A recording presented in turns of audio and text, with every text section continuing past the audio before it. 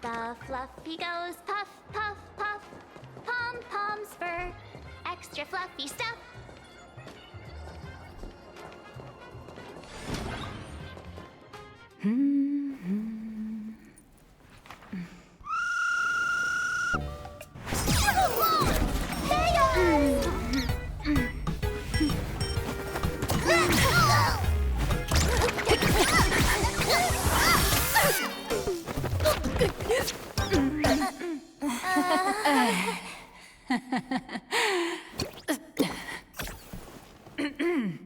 Please come in.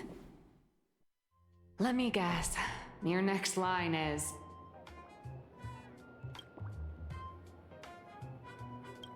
Why are you here?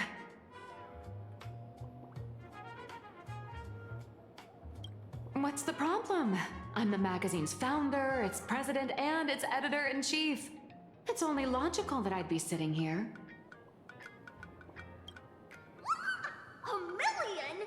President Nihilux has already been behind on behind on everyone's wages for months. If it weren't for the money, who'd risk their neck being a tabloid journalist, sneaking photos of the bigwigs on the Astral Express?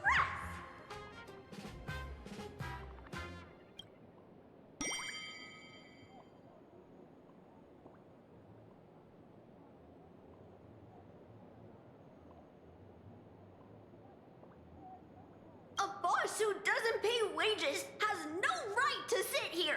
They belong in the underworld.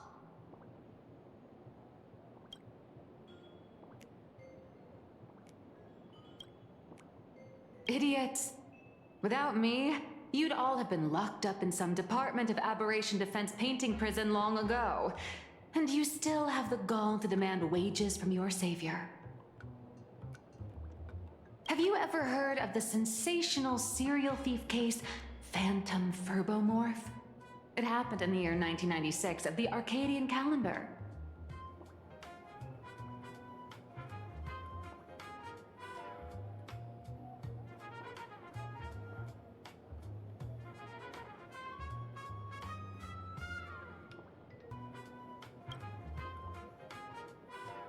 I'm sorry. I was wrong. I shouldn't have talked back. I'm sorry for being born a furbo.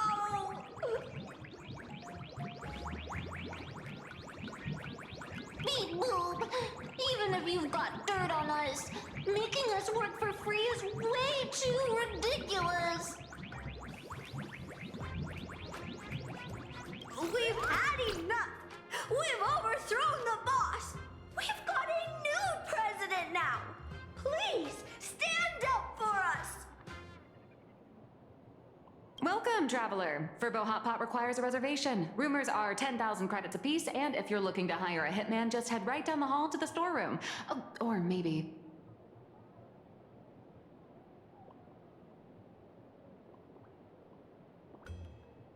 You came to meet the brilliant, charming, and universally adored blurry QR cult. Well then, truth be told, that person is actually...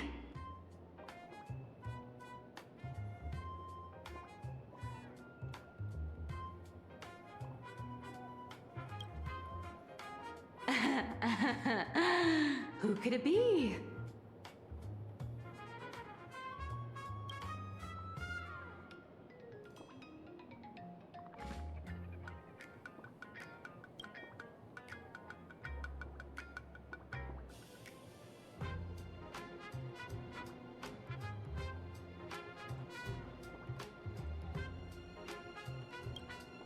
Once you rule out all the wrong answers, only one truth remains.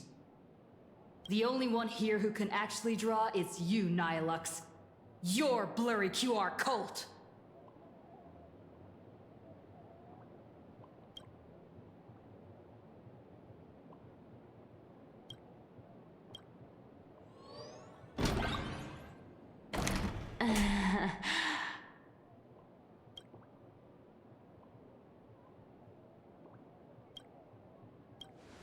You saw right through me. As a reward for seeing through my disguise, how about an autograph or a photo?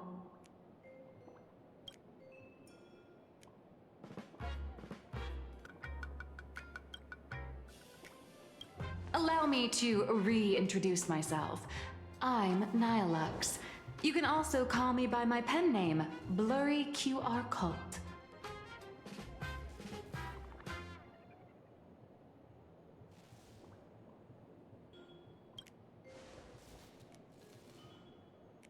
Aw, no wonder you were tagging along back at Perlux Tower, acting like you knew us so well.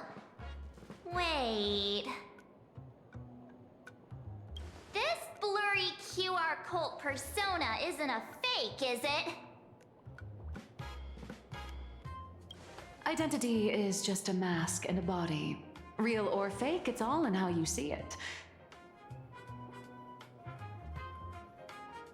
At the very least, for now, there's no other blurry QR cult around who could show up at Star Rail Fest for a live signing and hype up the Astral Express, right?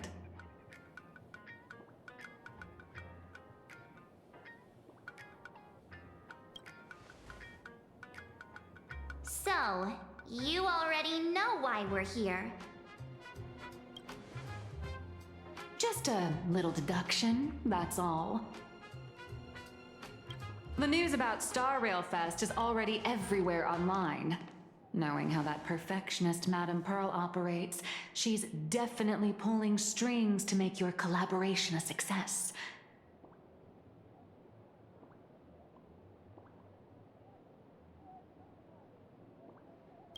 Naturally, having me step in was part of her plan. If that's the case, will you... That said, I'll have to respectfully decline.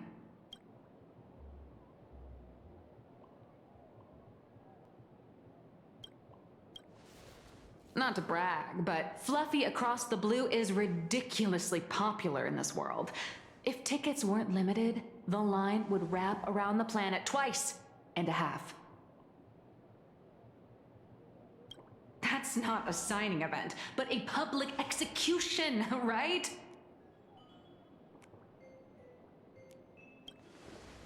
Yeah, that does sound pretty horrifying.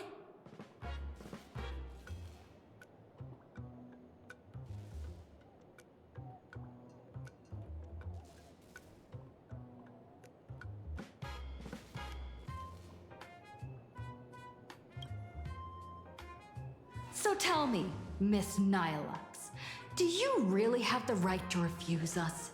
You've used the crew's likenesses and adventure experiences without permission.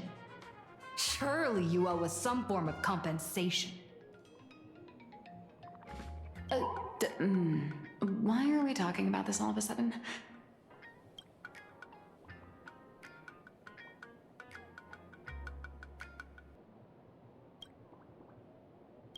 Today, on behalf of the entire Astral Express crew, for your violation of our publicity rights, emotional damages, and lost wages, I hereby demand 1.6 billion credits!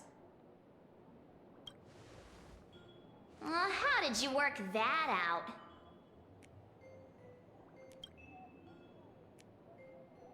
Believe it or not, I don't have a single coin on me right now.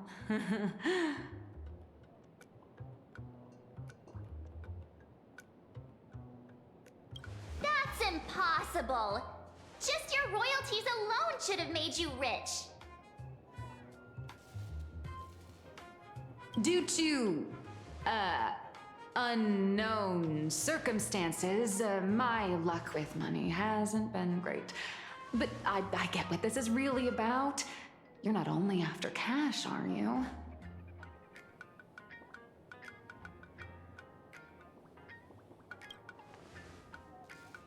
I'll show up at Star Rail Fest.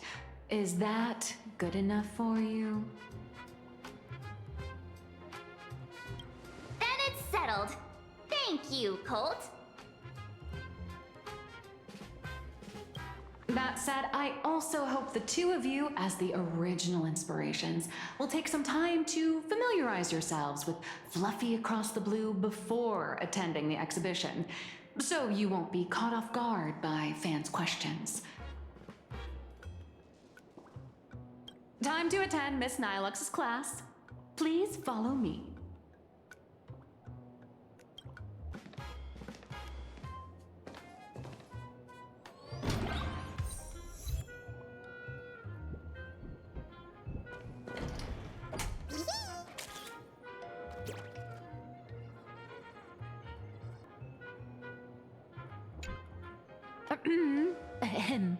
Miss Nilux's mini class is officially in session. If you have any questions, feel free to ask at any time. Miss Colt, why did you pick the Astral Express as the theme for your comic? Well, I'm all about realism, but sadly, my previous works like Acheron's Godslay, Galaxy Ranger Saga, and dozens of others all got canceled. If you hadn't beaten Iron Tomb and boosted its popularity, this one would have been canceled too. Let's not ask sad questions, all right? Sorry. All right, pay attention. The cute little critter in the center of the image is Baseball Raccoon, the main character of Fluffy Across the Blue. Just recently, March Bunny and Woof Woof Dawn found her in a trash can.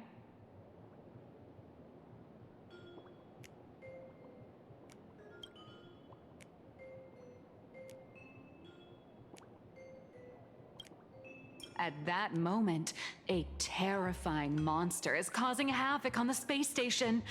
It tries to spit fire at Baseball Raccoon, but the flames don't burn through the trash can. Instead, it sets the trash on fire, and the stench knocks the monster out. Miss Colt, why is she the protagonist?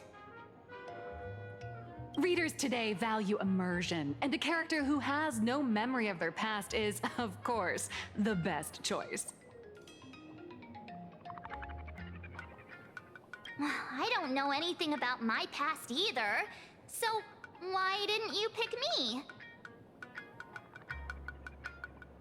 Even though Little Raccoon joined the Express the latest, she's left behind so many stories across different worlds that there are even rumors in the Lafu's prison about her beating up alien life forms. With material this crazy, not making it the main character? I might disagree, but Aha absolutely wouldn't.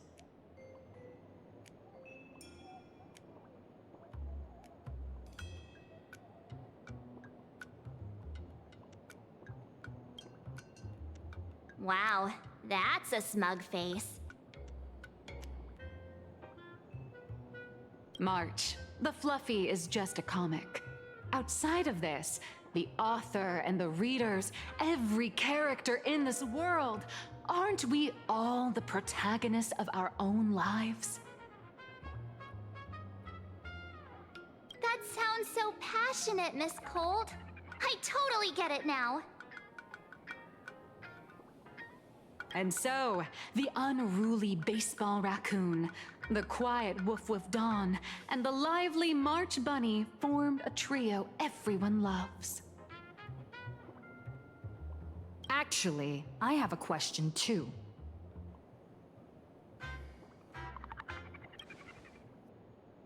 Ever since I got punched in the face by sales numbers, I've grasped a universal truth. In today's world, fluffy, cute animals aren't always a crowd pleaser. Seriously? Even I feel like I can't compete with Pom Pom's cuteness.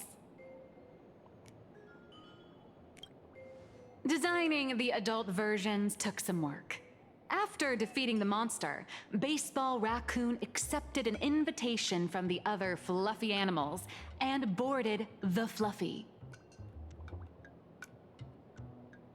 Here, the protagonist meets three big animals with distinct personalities. First, the adorable and universally loved conductor, Pom Pom. Beside them is the elegant navigator, Miss Hime-Cat.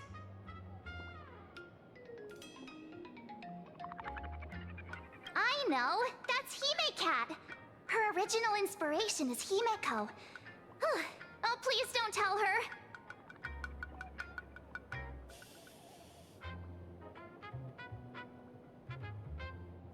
And the big brown dog on the other side, see? His name will shock you. That's right, he's... Mr. Yang. Just Mr. Yang. Your taste in naming is indeed extraordinary. Anyway, the 6 fluffy little creatures boarded the Fluffy Express and set off on their journey. As for the plot, it's pretty much the same as what you've all experienced, just with a bit of artistic tweaking to suit plain Arcadia's audience.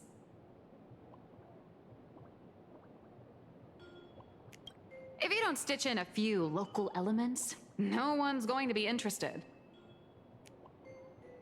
In the comic world, which is even more cutthroat than the Phantasmoon games, if you don't cater to the reader's tastes, it's nearly impossible to survive.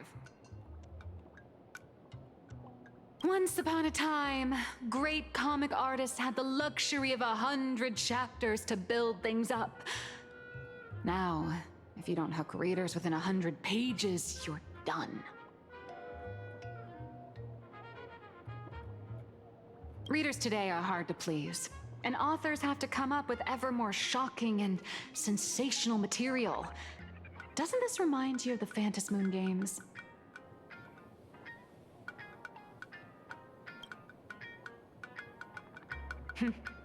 Looks like you're all familiar with the characters from the Fluffy.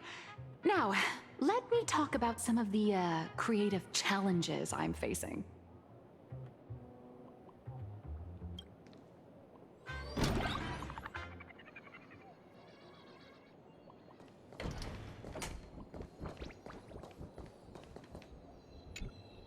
So, what do you see on the Fluffy stands?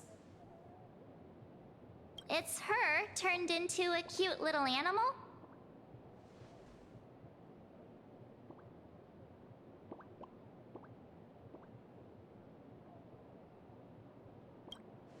Yes, this is the character, and you're the inspiration behind her.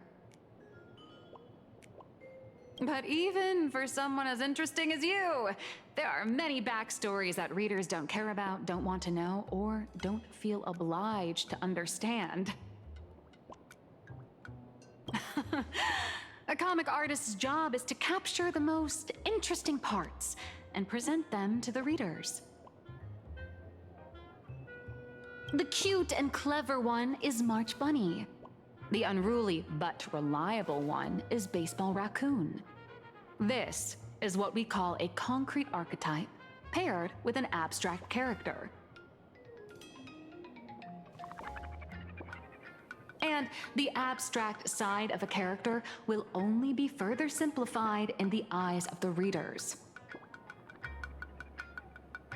So, how do you think the readers across the universe view you nameless?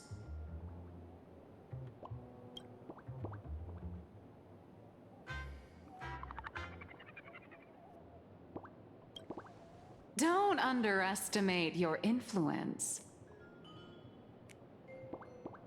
Your heroic deeds and accomplishments drew my attention, and your demeanor gave me inspiration for the character in the Fluffy. But while the hero identity boosts the character's popularity, it also becomes a limitation. That's why the little animals in the Fluffy have to defeat even more powerful villains and keep upping the ante to get more applause from the audience. In turn, the reader's perceptions and expectations constrain the character's growth. If she acts out of line, the popularity will crash. If she can't come up with new ideas or grow stronger, the audience will soon lose interest in the comic. Unfortunately, the creation of Fluffy Across the Blue is now stuck at this very awkward bottleneck. Honestly, after drawing comics for so long, I've pretty much run out of ideas. Hundreds of amber eras ago, people would laugh out loud just from seeing a cat do a backflip.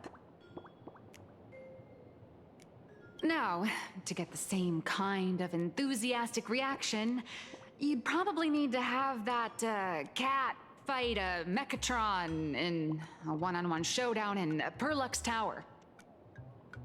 Although the Fluffy specials are selling like crazy, doing side stories without progressing the main plot isn't a long-term solution.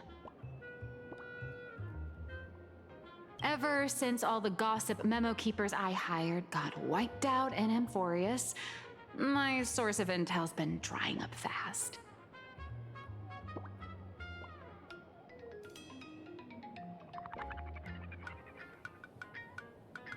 But if someone from the Astral Express could quietly feed me a few juicy insider secrets from the Phantasmoon games, imagine the reader's reaction when the next chapter drops.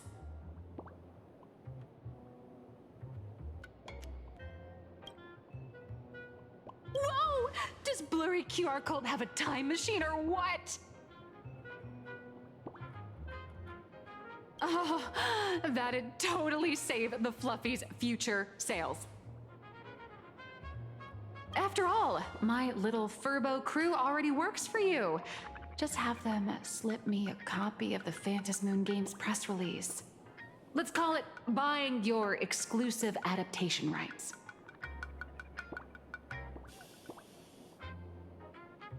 We'll do a 50-50 split.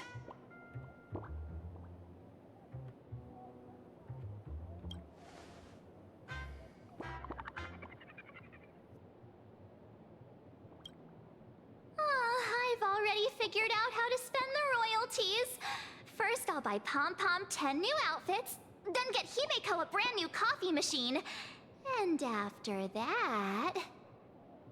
All right, since we've got the profit split sorted, looks like my creative block won't last much longer. Just wait for my appearance at Star Rail Fest.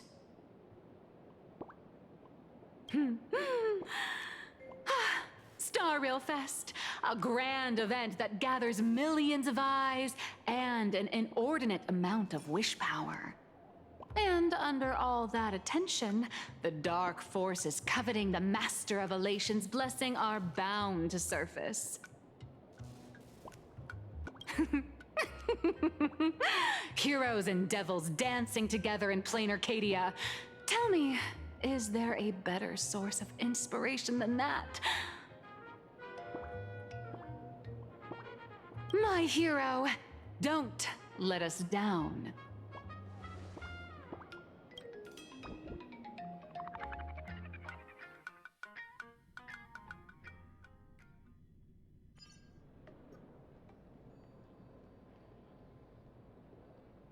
A supplicant is the master of wish power, but wish power can also become the shackles that bind the supplicant, forcing them to fulfill its desires.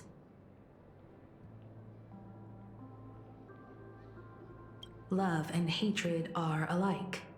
Dependence resembles fear. What commands wish power isn't only love, but also hatred.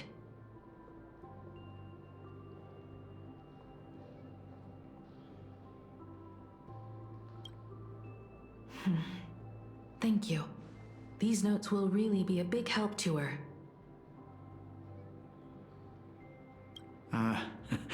Good. I'm so glad to be of help. For generations, many members of our family have attempted to enter the Phantasmoon Games, hoping to rely on the Aeon's immense power to lift the curse afflicting the Graphia bloodline. Some came close to the mask, but could only watch as history passed them by. Others wore it, only to fail in the end.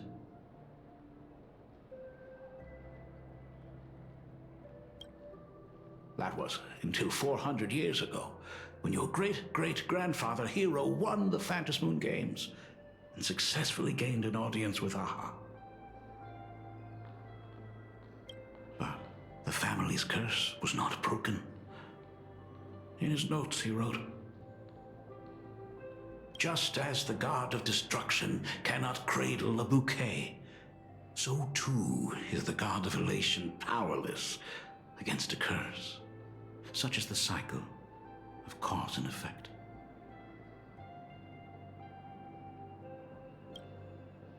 Father, are you wondering what it was that healed me? I know you're keeping something from me. But I don't care what cured you 15 years ago. As long as you're alive, I can wait until the day you're ready to tell me.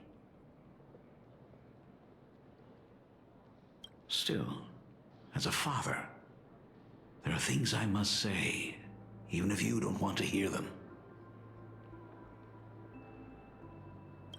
As an artist, I'm fascinated by fleeting lives.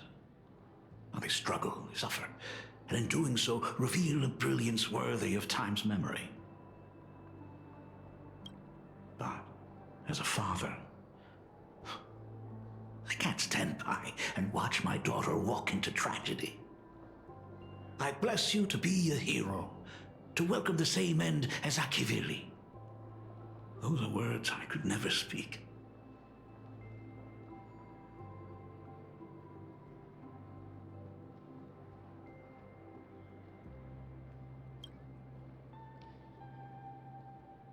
The road ahead is shrouded by uncertainty, and that's why someone must take the first step, to trailblaze a path others can follow.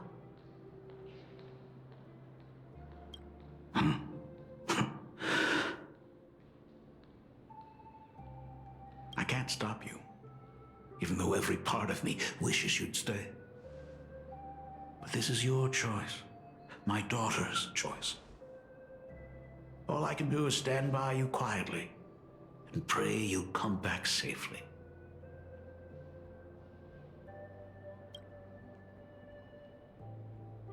Do you still remember the bedtime story I used to tell?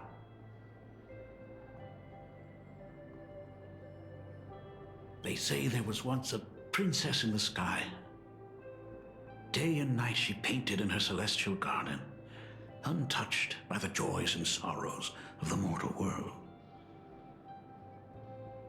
One night, a thunderous sound echoed from her painting. Curious, she stepped inside. Through seas of flowers, across mountains, until she reached the world's edge. There stood an ancient tower, so tall it pierced the heavens, so vast it seemed to hold the universe itself. Climbing the endless staircase, the princess reached the summit, and from there she saw the world beyond her garden. In the distance, she heard cries, the voices of people burning in raging fire. From that tower of infinity descended the world painter to walk the mortal realm. With a single stroke of her brush, she brought forth 1,000 imaginae, turning the tide against destruction.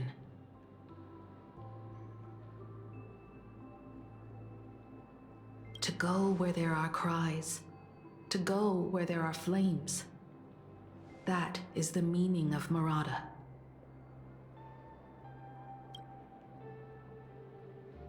But beyond the family name, my interpretation of our ancestor's name, Graphia, is also the hope I place in you. Himiko, whatever choice you make, if this is truly what you want, then go.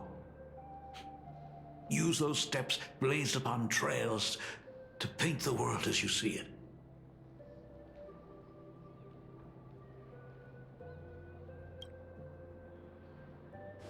Thank you, Dad.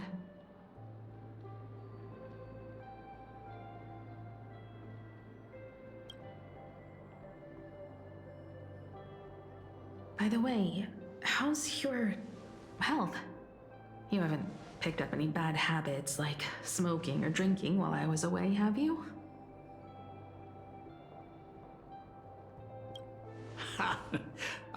As the Dean of Graphia Academy, I still have to set a good example for my students. It's just, my tendinitis keeps acting up.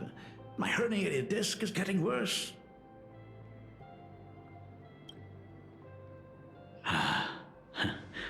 Himeko, how long will you be staying?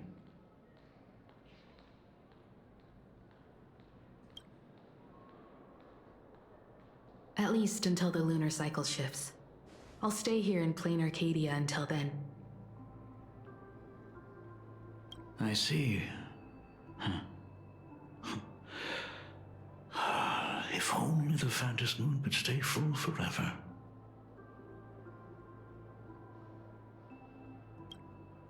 Himeko, safe travels on the trails ahead.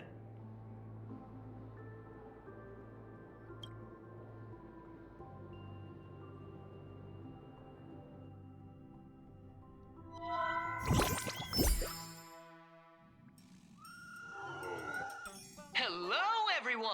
Welcome to Foolish TV's special news segment, Arcadian Morning Report. I'm your host, Poofy. Hi everyone, I'm your host, Snowy! The Star Rail Fest exhibition venue funded by Perlux Corp and constructed by Turbogen Heavy Industries has officially been completed!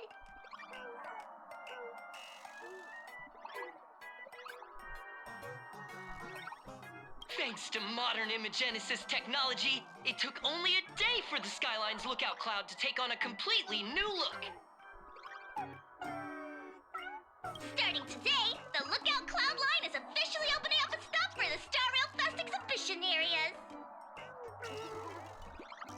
The exhibition areas opening on day one include the Bellavog area, Sianjolafu area, and Penacony area, showcasing the legendary adventures of the Astral Express. The Infurious area, which is currently under construction, will open in due course. For this event, Perlux cordially invites several crew members of the Astral Express to visit and be interviewed, including the Trailblazer, who recently joined the Phantom Moon Games as a supplicant. That is certainly something to look forward to. I heard Perlux has also invited Blurry QR Cult, the author of Fluffy Across the Blue, for a signing session. It'll be the first time the author reveals their true face in public.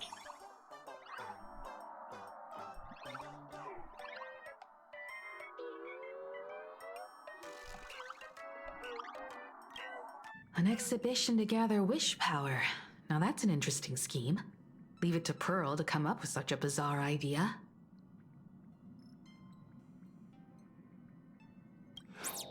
Perlux excels at creating dreams for both children and adults. And the Astral Express is exactly the kind of otherworldly dream that fascinates the people of this world. Sometimes I wonder if Jade invited us here with the intention of giving her colleagues a winning edge in the Phantom Moon games. For Pearl, this Ionic game is probably also a good opportunity to observe and study the way we operate.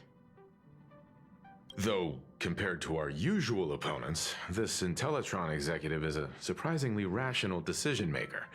Her proposal for cooperation seems more trustworthy than most. It's not rationality that concerns me. It's the irrational factors.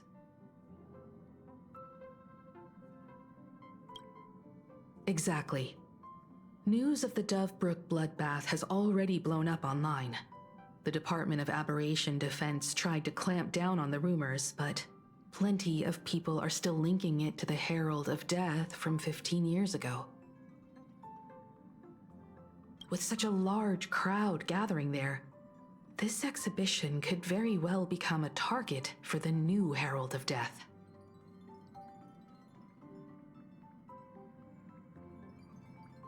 Pearl must have contingency plans for situations like this, right?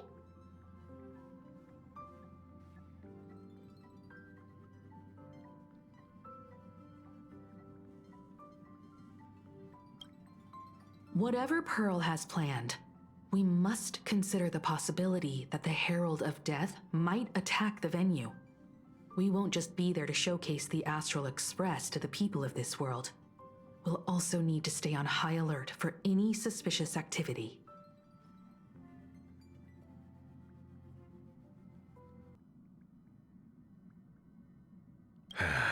It's about time. You should get going.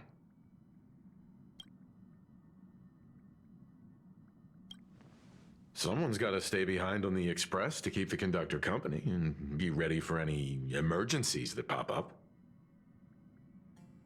You guys have fun out there, but stay safe. Contact me right away if anything comes up.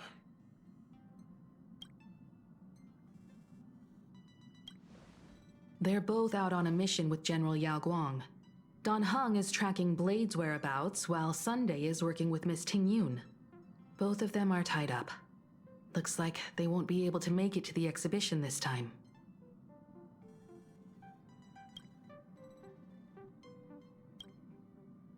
Looks like the heavy burden of documenting our travels falls on yours truly once again. I'll make sure to snap tons of pics so I can tell you guys all about the exhibition when we get back. Star Rail Fest, here we come!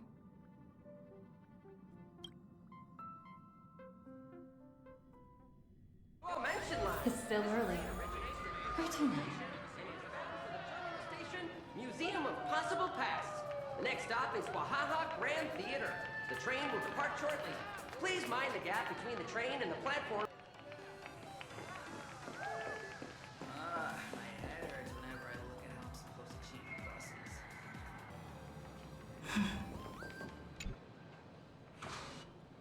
Passengers heading to Star Rail Fest, please prepare to board. Oh, if it isn't the heroes of the Astral Express! Oh, the trains have been placing bets on who will get to escort the Nameless to Star Rail Fest on opening day. It's such a super-duper Arcadian honor.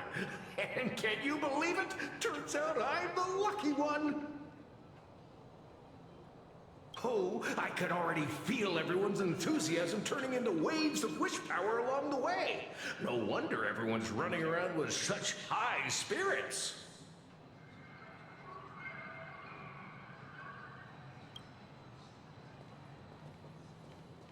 Ding, ding, dong, dong. The express is about to depart. Heroes, please stay seated and hold on tight. This special train is bound for the Star Rail Fest exhibition. By the laughter above, may the smile of plain Arcadia grace our faces.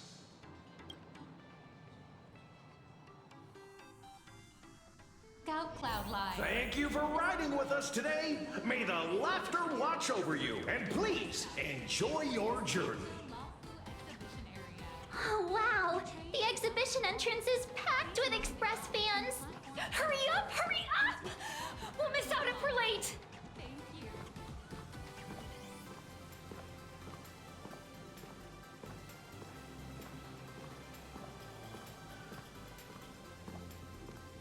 Are those hired cosplayers over there?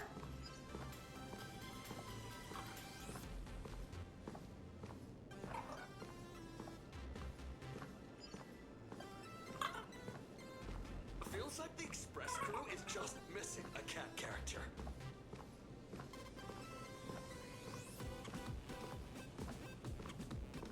Chat! I've made it in safely! For those who couldn't get tickets, you can catch the entire fest through my live stream today!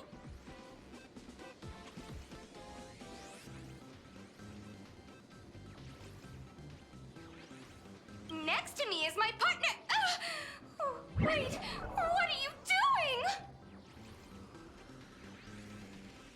'Tis I, Cold Dragon Young, Don Hung. Where'd you get that mask from? It looks so weird. Such trifles matter not. What doth matter most is securing the autograph of Master Blurry QR Colt upon this book of mine.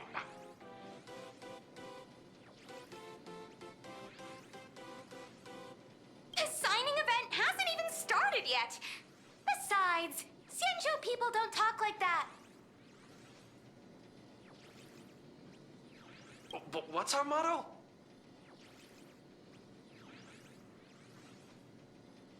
Stars we soar! The Express is our home! One crew, one heart!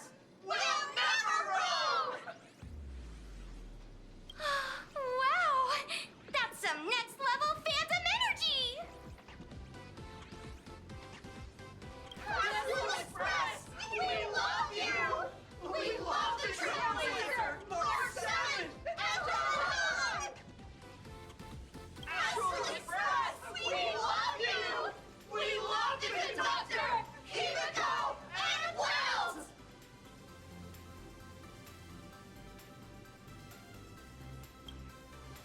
Shh, this isn't Amphorius, you know. Watch what you say. The family's got ears everywhere. It's best if we keep quiet about Mr. Sunday while we're out in public. Want to take a photo together, Himiko? No, thanks. I'd take tense negotiations with Pearl over getting mobbed by my own fans any day.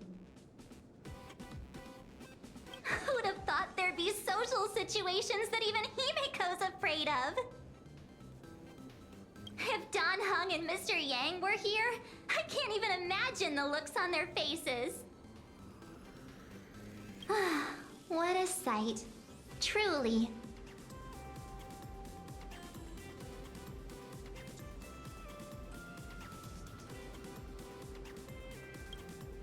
I'm pretty sure Don Hung wouldn't want to experience this. So many fans out there. Even more than the crowd that came to welcome us at the station when we landed. It's kinda going to my head.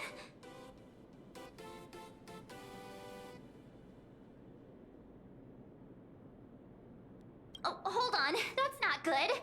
We need to be on high alert. Who knows if that supplicant is hiding in the crowd, plotting something against us and our fans. So,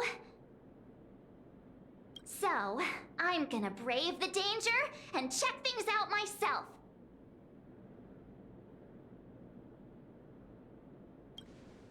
You talk too much. Don't wander off too far, though. We still have official business later. Speeches and other activities that we need to show up for. Got it. We'll just hang around here.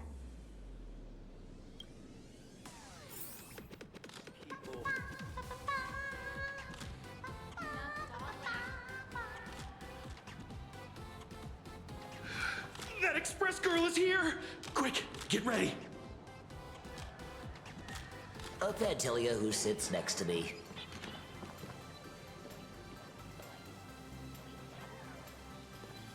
I got the... Wow! With that outfit, you must be cosplaying as March Bunny. Am I right? The accuracy is just insane! Yeah, just like the original. Since we're all fans here, let's skip the sales pitch. But I gotta say this up front. The conductor is the cutest in the whole universe! I agree. The conductor is the cutest in the whole universe. But wait a minute. Some of your stuff looks familiar to me. Sharp eye! You're definitely a hardcore fan. We collaborated closely with artists from different worlds along the trailblazing expedition to create these products. I can pretty much guess who they are. I may not be that talented or have the artistic skills of a master, but I've written some articles and gained a bit of popularity in the fan community, so while I'm here at the booth, I thought I might as well do some self-promotion.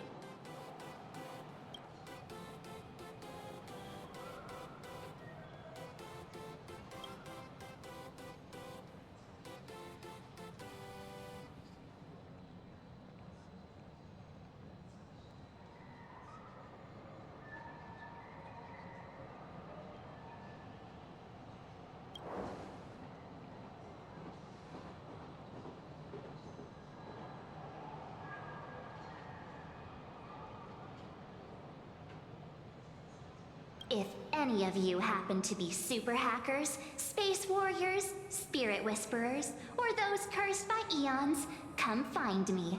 I've said my piece.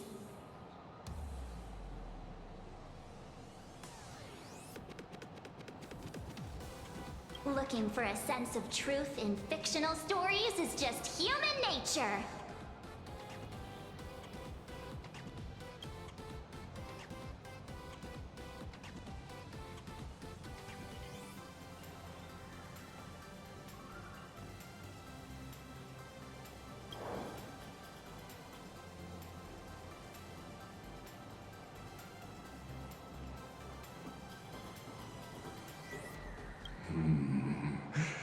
Rupert II, wise throughout the universe, profound in his insights, was bestowed the title Profound One by Noose.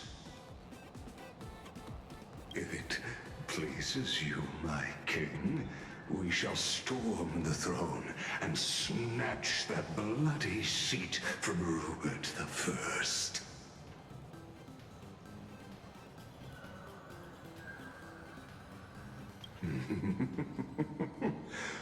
Among the countless stars are whispered the secret chronicles of Rupert.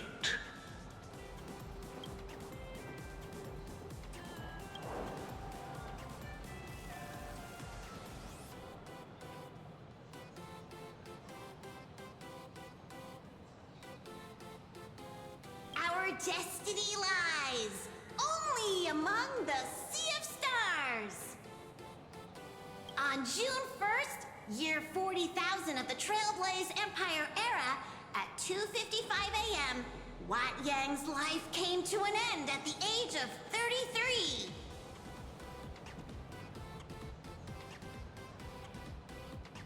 Three minutes later, he sat up again.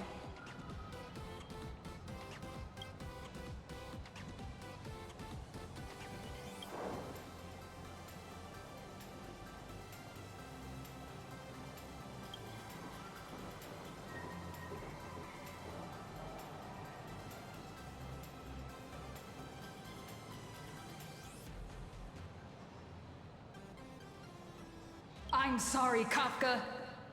You can survive without me. But if I leave Mr. Yang, he won't make it. Well, what about Silverwolf? Are you planning to release her back into the wild?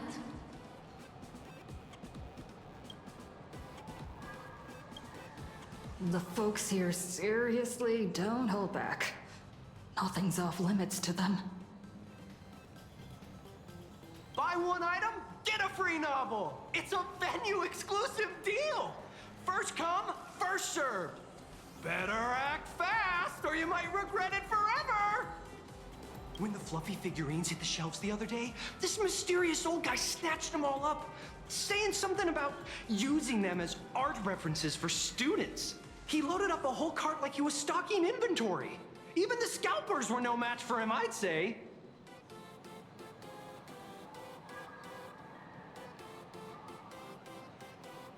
Not long after he left, a girl with bunny ears came to buy figurines too. She was clearly a collector, buying complete sets of everything.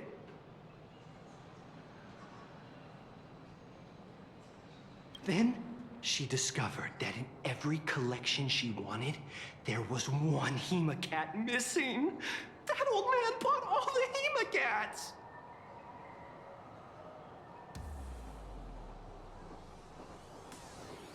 Oh, that's horrifying! I can't let this happen to me!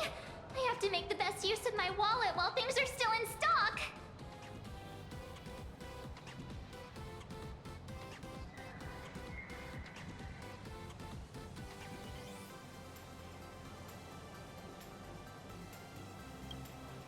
You know that feeling when you see some weird little gadgets and you just can't help but buy them? And before you know it, your whole room is full of stuff, so you have to secretly hide them under your best friend's big bed. Aww, this is not good. My wallet is trembling. My pocket money is crying out in pain. I need to battle against my own instincts for a bit. Go look around without me for a while.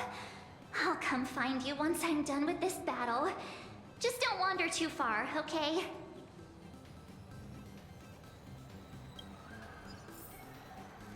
I got it!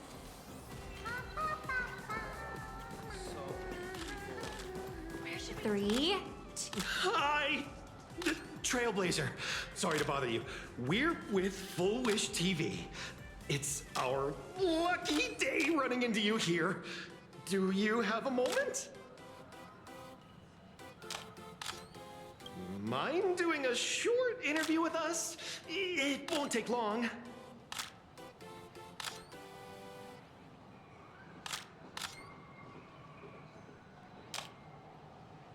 Our audience is absolutely dying to hear about the new supplicant in town and your adventures aboard the Astral Express.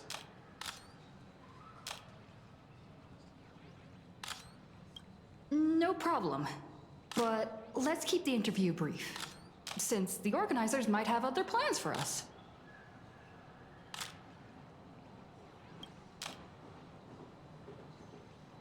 First question. Seeing as Plain Arcadia was the starting point of the Express's new voyage, how would you describe your impressions of this place?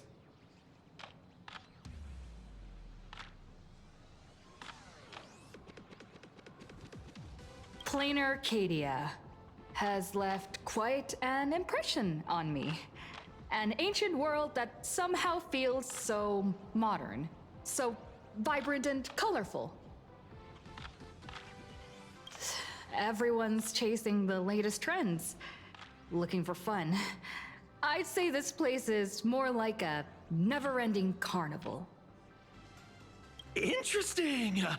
Throughout the history of the Phantom Moon games, it's been extremely rare to have such a renowned cosmic figure as yourself participating. As the Astral Express's supplicant, what kind of changes do you hope to bring to this world in these games?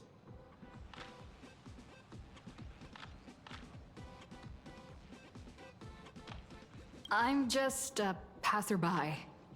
Who am I to change this world? But if I can, I hope to show everyone the spiritual strength of what the Trailblaze represents.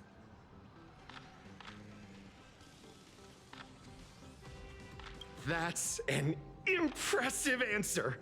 Speaking of which, after joining the games, you immediately went to defeat Miss Sparksy, who represented the Masked Fools. What are your thoughts on potentially facing native supplicants in the future?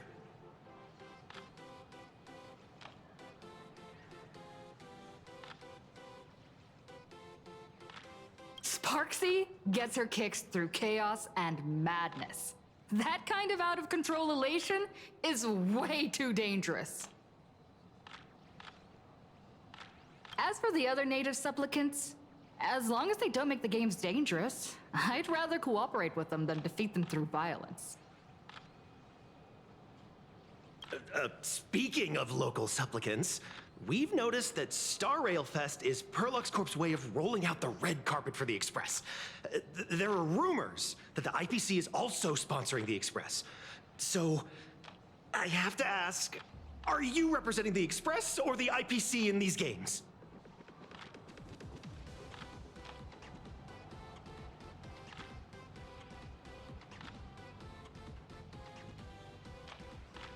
The IPC's interests? Nah. Even though Star Rail Fest has exceeded my expectations, and Madame Pearl and Perlux extended such a warm invitation, which I'm truly grateful for. At the end of the day, this is a festival for everyone, and I'm just one of the guests. I'm not the master of this place.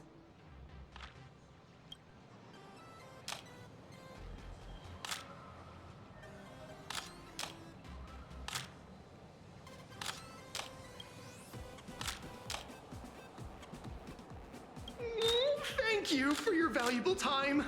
We won't keep you from your plans at the exhibition any longer. What a No worries. This material will do just fine. Hey, little raccoon. Over here? I'm right here.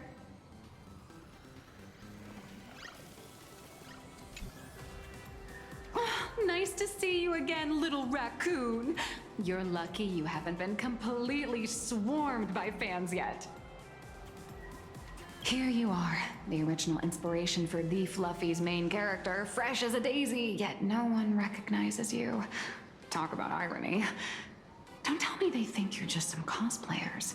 Come to think of it, that's actually quite possible.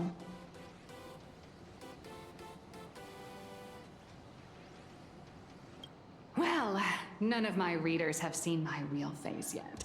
But that's all gonna change once the book signing starts. It's honestly heartbreaking that the organizers only gave me this dinky little booth. I was hoping for something more prominent, like a spot on the main stage or something.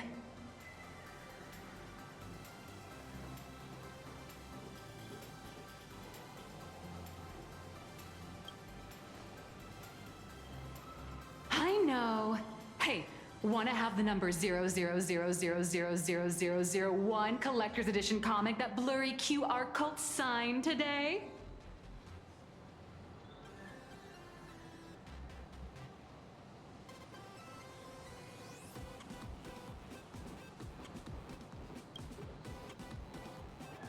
Exactly. Something this memorable can hardly be refused.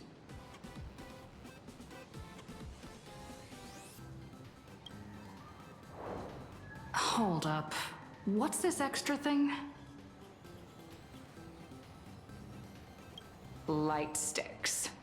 The organizers gave me thousands of them and told me to hand one out to each fan who gets a book signed. They really know how to push someone around. I wanted to give them a piece of my mind. Am I not the world-renowned author of Fluffy Across the Blue, the great blurry QR cult? Who exactly do they think I am? Chopped liver?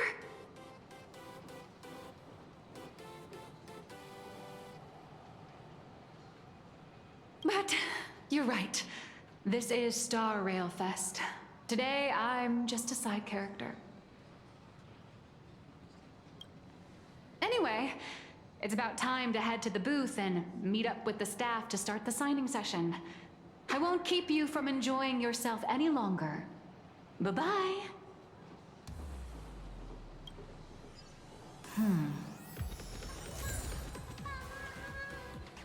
Evanesia. What is she doing here?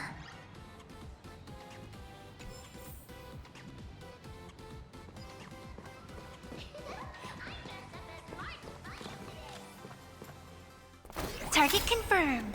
Mine's ready. Toast on face. Evanesia, rolling out.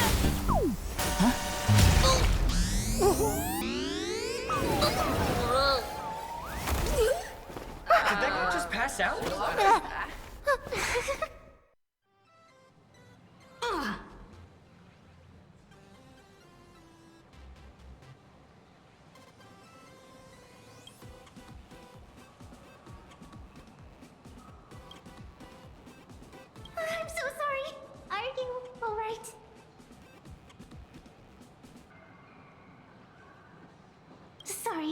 had no idea I could pack such a punch when sprinting at full speed.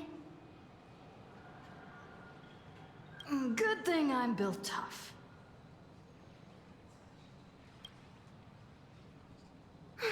I just wanted to recreate that classic teen rom-com moment. You know, bumping into a schoolgirl running late with toast in her mouth.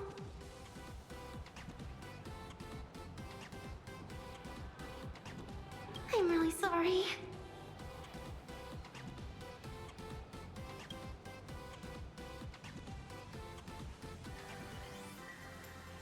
How could such a classic trope fall out of fashion so quickly?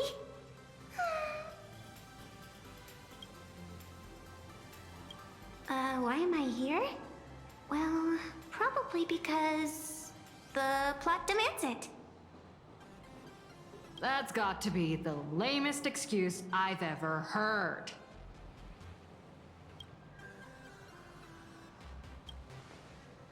Hey, I helped you out during the Phantasmoon Games, didn't I? Is it really fair to glare at me like I'm some kind of villain?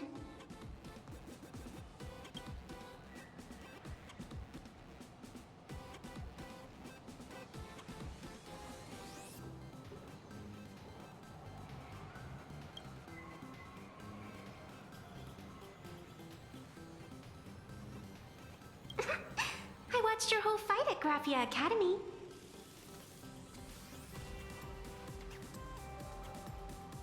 I'm more than happy to befriend those who are destined to be part of these games, as long as they can show me their wish. Of course not! That mask has already been imprinted with the shape of your soul. Even if I took it back, it wouldn't be of any use to me.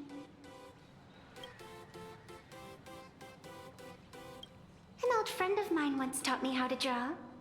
And as it turns out, I'm a natural. If you call those bad doodles you made when drawing the mask talent... I'd always wondered if something I imaginated could actually fool the Phantasmoon's eyes. See? This temporary ticket I gave you shows great promise. Proof that my artistic skills have leveled up. Speaking of which, shouldn't you show me some gratitude?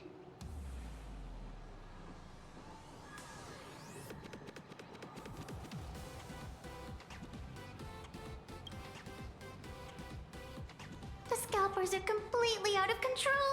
I couldn't snag a single ticket to the exhibition. Could you sneak me in?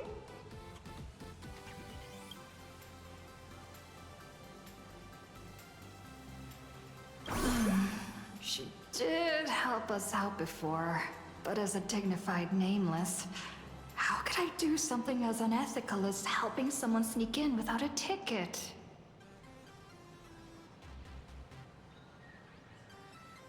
After all she's done for us, you're gonna be stingy about a tiny favor? Besides, since when were we such paragons of virtue? I sure don't remember any of that.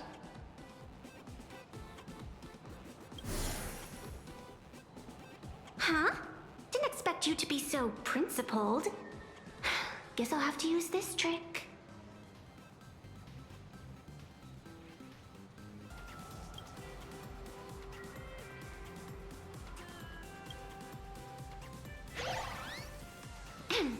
Little raccoon, I've actually been a huge fan of yours all along. From the very first page of The Fluffy, Volume 1, Chapter 1, I was already captivated by you.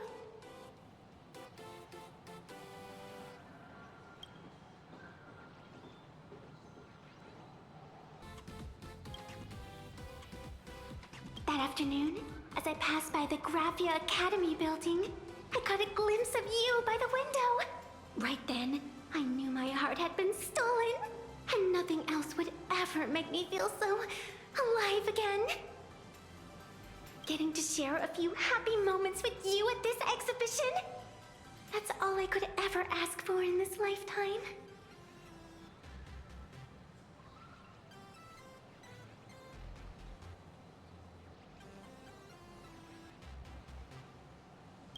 All right, I'll do it! Stop nagging already. Just as I thought. No one's immune to some good old-fashioned glazing. Let's go. We've wasted enough time. I need to meet up with my friends first. What should I get next? A baseball raccoon? March bunny? Or Woof Woof Dawn plushie? Or maybe I should get an autograph from Blurry.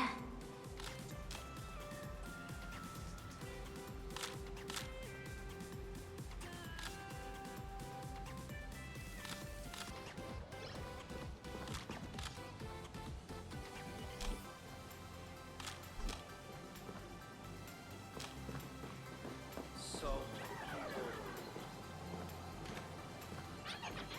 Enough babbling.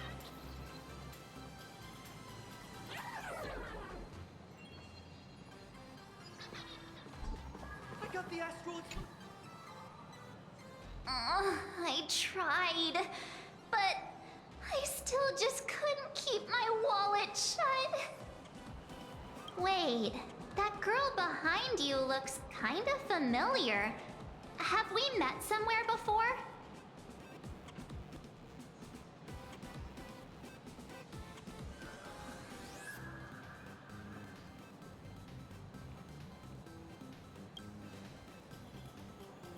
I feel like you're throwing shade at me.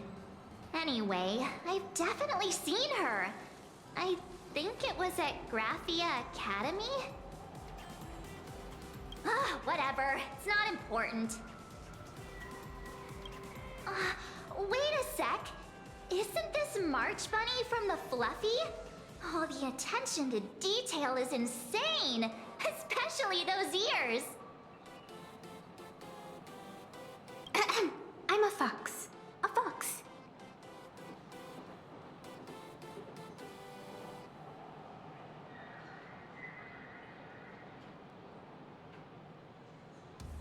Let me introduce myself. I'm Evanessia. Just a normal fan of the Fluffy. You must be the inspiration for March Bunny. You're way prettier in person than in the news. March Bunny, I've actually been a huge fan of yours all along. From the very first page of Volume 1, Chapter 1, I was already captivated by you.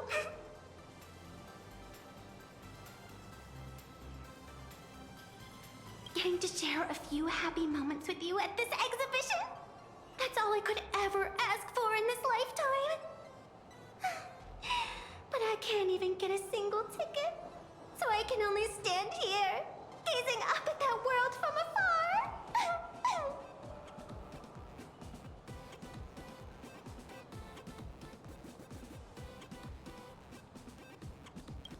Oh, you poor thing. Don't you worry. I will definitely make your wish come true.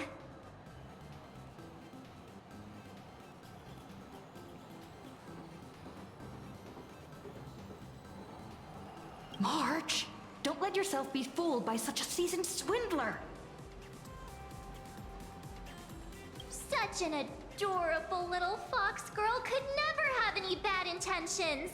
It's not like she's another Fantilia, right? Besides, this place doesn't even have any Stellaron or Ambrosial Arbor. Don't worry, Nessia. Just leave it to me.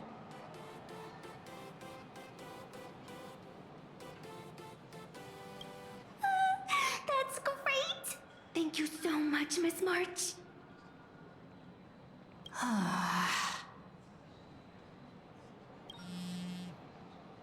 Himeko just messaged me. It's about time to head in now. Express model! I got it!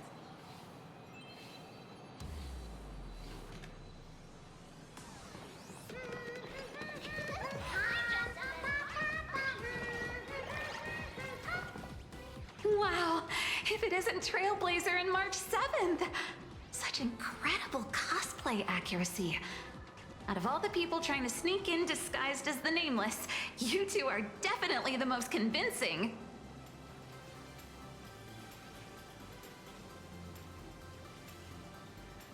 Have you considered the possibility that they might be the real deal? And how inappropriate it is to ask our distinguished guests for tickets? Hello there, we meet again. HQ arranged for me to wait here and welcome all of you. Miss Himiko has already entered the venue. Miss Trailblazer, Miss March 7th, and this is... She's,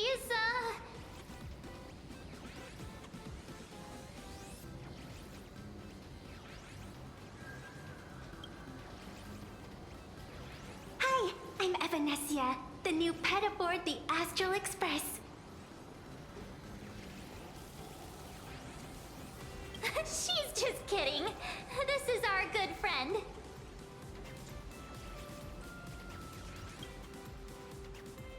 Since you're friends with our guests here, I guess it's all good. Come on in.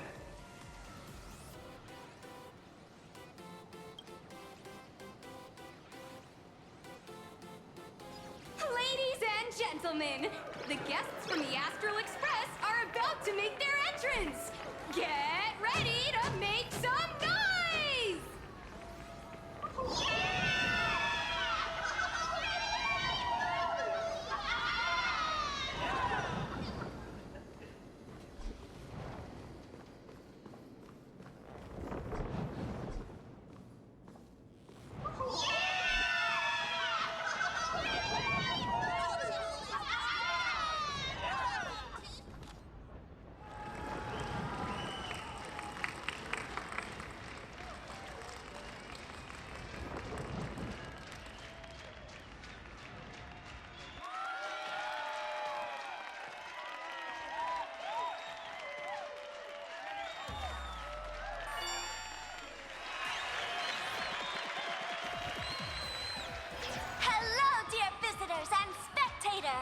Before we officially kick off the Star Rail Fest exhibition, I'd like to thank our host, Pearlux Entertainment, as well as extend our gratitude to Blue Industries, Turbogen Heavy Industries, and Full Wish TV for their collaborative support.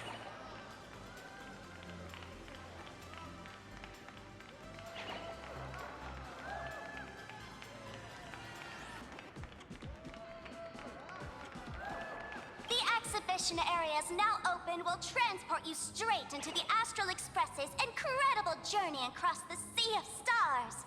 And right now, ladies and gentlemen, you're standing in none other than Bellowbog!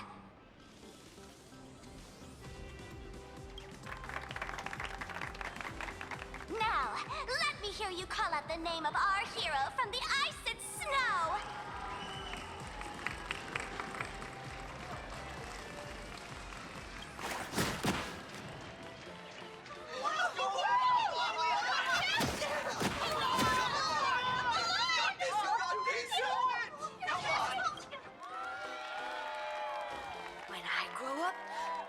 Be the Supreme Guardian and turn into a frost giant to fight those rampaging super ancient weapons!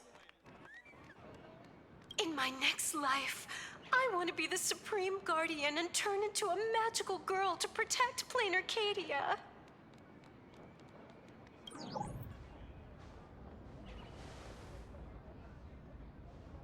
Wait, this isn't right.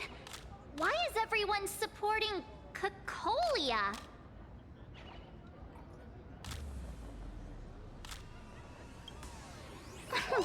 What's wrong with having the most popular streamer girl host the biggest event?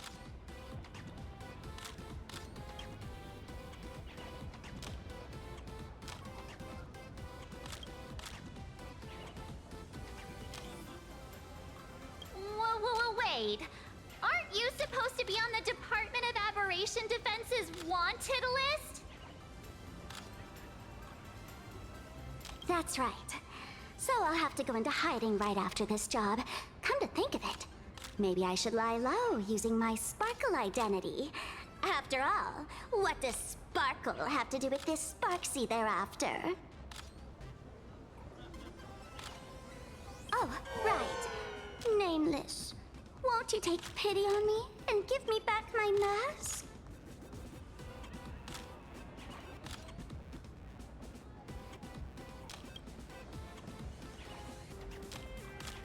your dreams.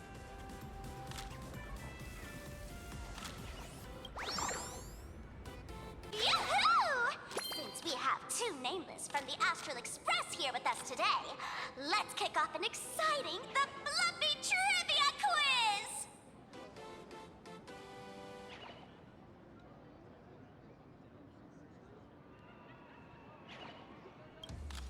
Here's your question. In the final chapter of the Fluffy's Bellabog arc, The Supreme Guardian's Bond, what did Cocolia summon to fight by her side? Oh, the guardian wand that could transform her into an ice giant? Ding ding! That's correct!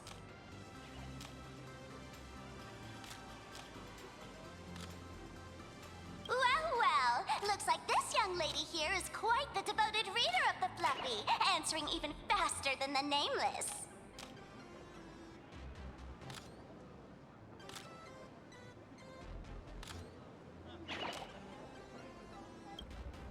Oh, right. I almost forgot she was the one who first awakened the engine of creation.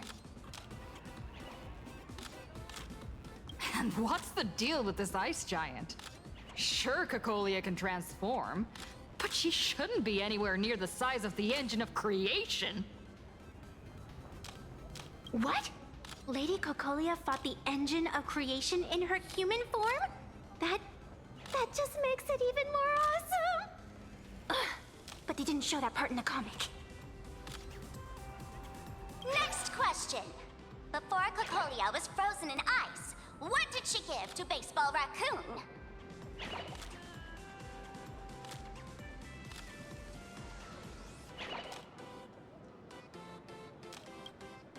Oops, wrong answer. The flaming lance! In the end, the little raccoon used that lance to channel everyone's light to Cocolia, restoring her power so she could descend in her wildfire form!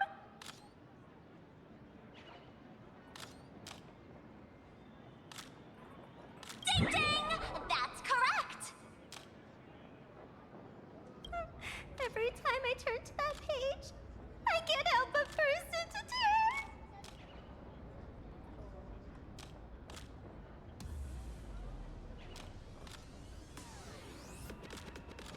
Actually, I inherited this flaming lance from the previous Supreme Guardians when I got stabbed right through the heart.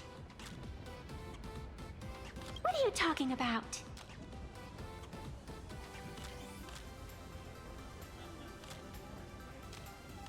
In Bellabog's final battle, wasn't it like this? Despite her grievous wounds, the Supreme Guardian transformed herself into a frost giant for the sake of the people of the Winterlands, joining forces with the Nameless to counter the destruction engine that was about to flatten Bellabog.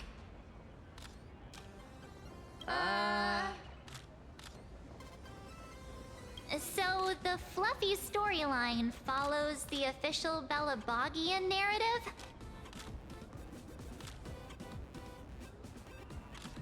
Wait, is that not how things went? Could you at least spill a little? Just a little?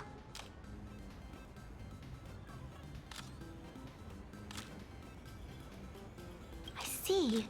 If the truth about this were to be revealed to the people of Bellabog, the hard-earned peace would crumble, wouldn't it?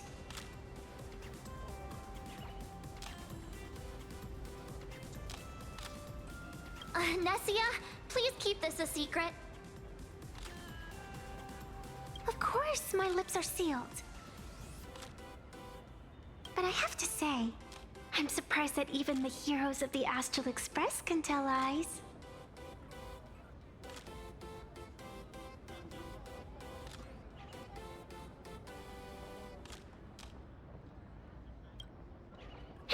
Not really. They say lies don't last forever. And while Bellabog's future may be built on a lie, I hope it can endure for a long, long time. Because those people are all my friends. Thank you for telling me about this.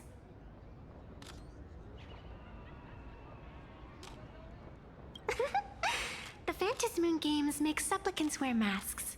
But if you ask me, that's when people really drop the act and face their true selves. Big hero, the event's not over yet. Come join me on the stage and deliver your decisive strike in the epic battle between Madame Cocolia and the Destruction Engine. Me?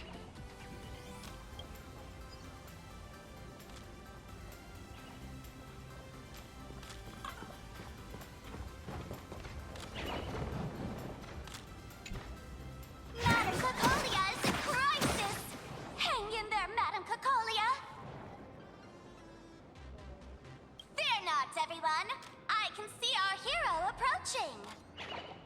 Today, we are honored to welcome to Starwell Fest the hero of the Astral Express, one who survived the Battle of Belobog, the Trailblazer! Let me hear you say the name of the Will of Preservation's successor! Trailblazer! Trailblazer! Trailblazer! Trailblazer! Come on, warrior from beyond the sky! Show us that legendary scene again! Ignite your flaming lance! Charge up Madame Cocolia with your power, and let her hear our calls! The host is calling for you. Time to take the stage, great hero.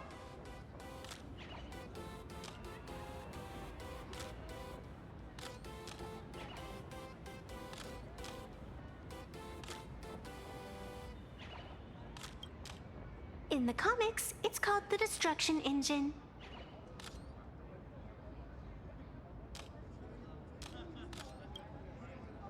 Reenacting a legendary scene right here. Oh, good thing I'm not the one up there. Big hero. You're gonna shout that line when you ignite it, right?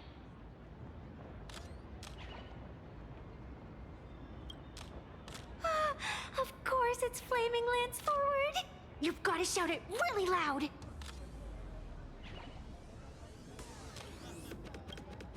Flaming Lance forward!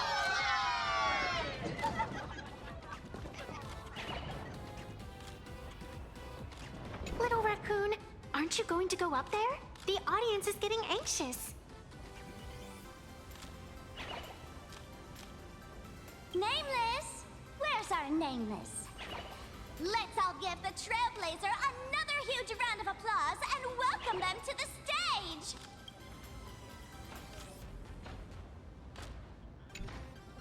Flaming Lance, forward! Flaming Lance forward! The sphere tip has been ignited. Kids and grown-ups alike, raise your glow sticks high and let's show our support for Cocolia, shall we? You got this,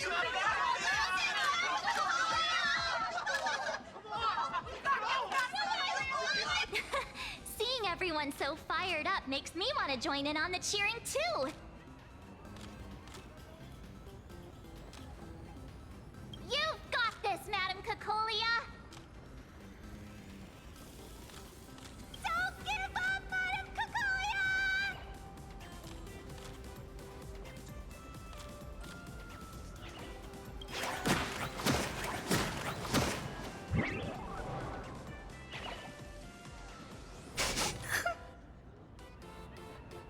What's wrong, Nessia? I'm getting all emotional. This scene takes me back to the moment I first cracked open the Fluffy Across the Blue comics. The speeding express, dazzling cosmos, and a bunch of quirky yet adventurous companions. I know the story is fiction, but I really want to be part of it and travel with you guys. But leaving home, that's not exactly easy for me. Thanks for the love.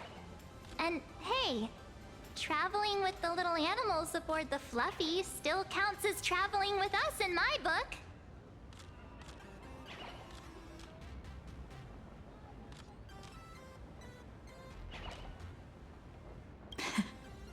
Thank you for the love. Being able to connect with friends like you through stories is probably the most precious part of this journey. Well said. Shall we head to the next exhibition area then? All right, let's get moving.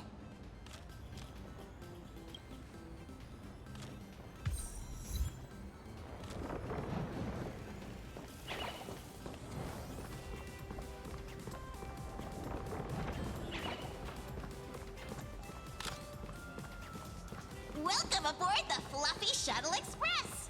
Together, we'll trailblaze into the future!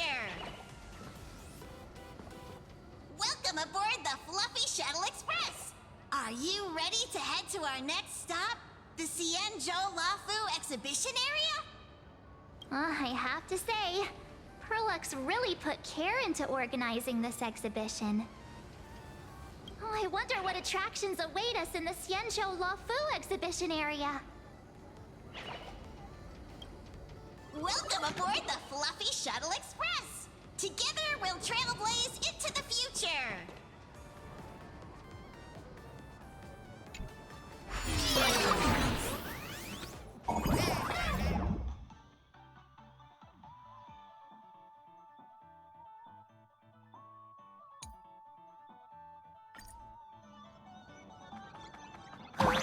The audience is brimming with excitement. Their wish power is even crystallizing into the shape of... Welcome aboard, passengers! The Fluffy Shuttle Express is about to depart. Next up, Xianzhou Lafu exhibition area.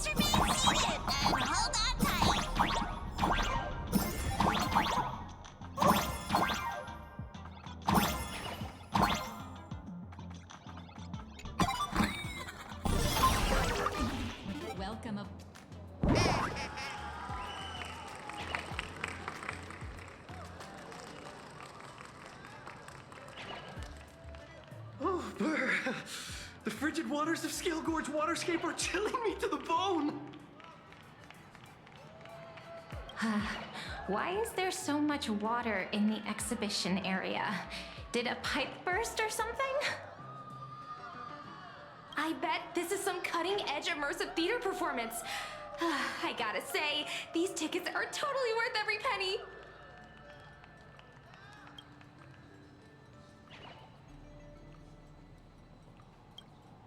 Based on what we saw in the Bellabog area, the Fluffy's adventure on the Xianzhou should be... Ah, I got it! It must be Woof Woof Dawn teaming up with Jing Yuan Yuan to battle against the Lord Ravager Fanti.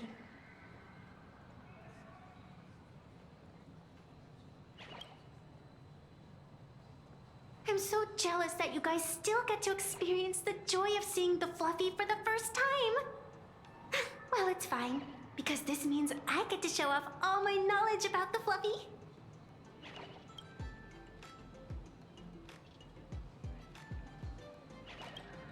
When people talk about the Astral Express's most memorable moments in the Xianzhou War, it can only be the epic fight, the triumphant return of the High Cloud Squadron!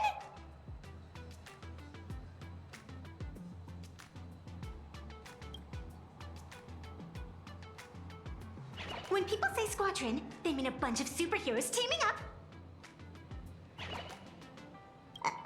Did I get too excited? Sorry. I really got carried away. Not at all. I'm guessing this High Cloud Squadron must be referring to the Xianzhou's High Cloud Quintet, right?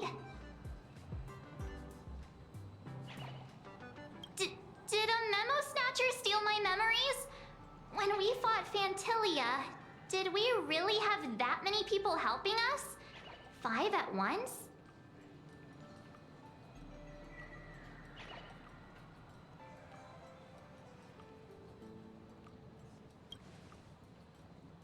Oh, I can't take it anymore. I'm bursting with curiosity. Quick, let's go inside and take a look.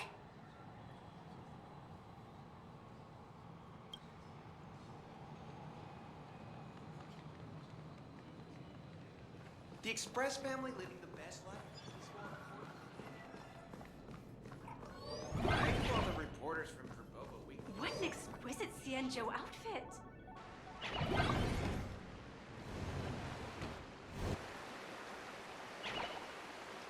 Holy moly, they nailed the Scale Gorge waterscape.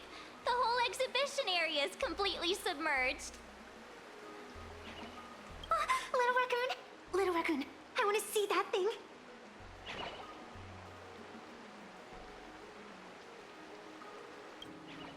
Nessia means that thing. With a flick of the hand, the ancient sea splits apart.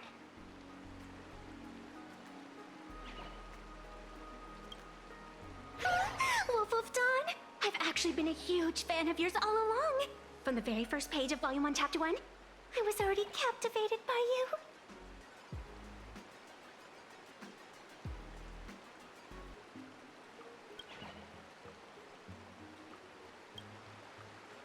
Who on earth did this kid learn to ask favors like that from?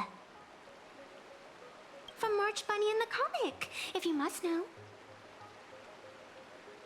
What? This is absolutely the biggest personal attack on me ever! Never mind. I'll go ask someone about what's going on.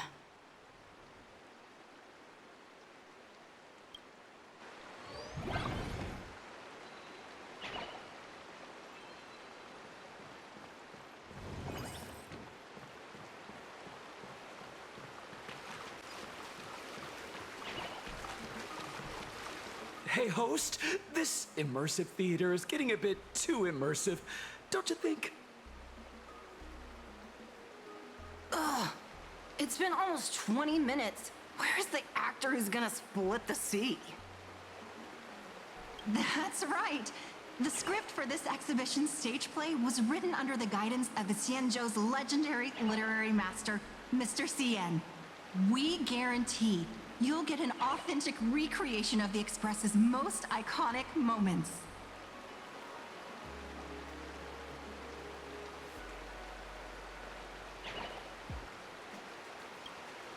Oh, it's you! Trailblazer! I don't know what happened, but water just started gushing out everywhere. Please, save this exhibition area like you saved Scale Gorge Waterscape before.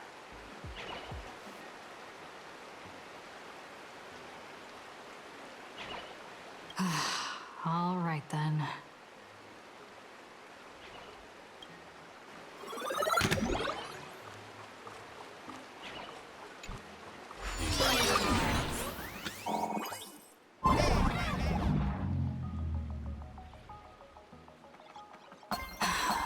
I come to sightsee, I do hard labor. I fix these pipes. All for the audience.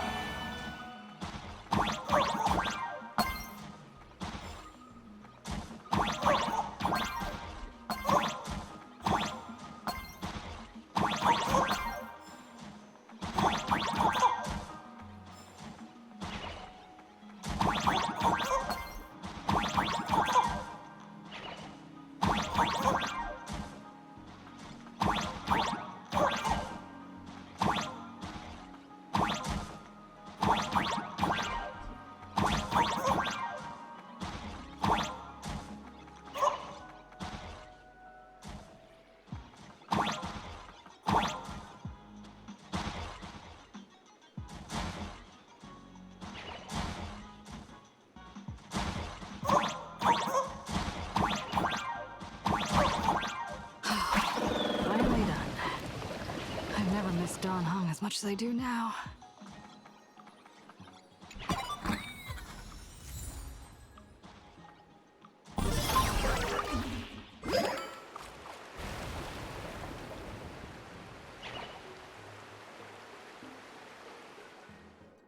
Welcome, dear visitors and spectators. At this moment, you've arrived along with the Astral Express at the ancient and mysterious Xianzhou! It's the Xianzhou Luofu! Oh, that's right. The Xianzhou Luofu Scale Gorge Waterscape! Let's give thanks to the Trailblazer, hero of the Astral Express, who not only saved the Xianzhou Luofu, but also happened to save our little venue today. Whew, and now, it's showtime! Adapted from the true adventures of the Astral Express, we present Battle at Scale Gorge Waterscape! High Cloud Squadron, assembles! Thanks to the support of Full Wish TV, we invited the 4 main stars of the action hero series, Daybreak Squadron, to perform in this show! And now, Trailblazer, please come up on stage and reenact that heart-stopping battle where you drove away the Lord Ravager!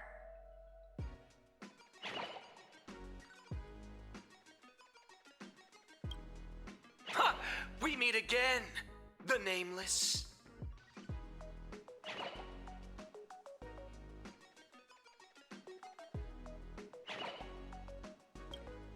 I don't think that's necessary. Aren't we supposed to be the heroes of the Xianzhou?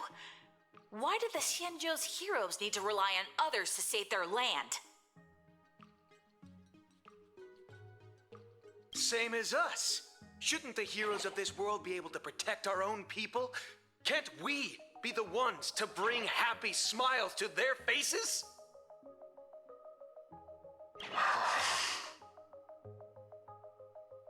Hey! What nonsense are you all babbling about? Is any of this actually in the script?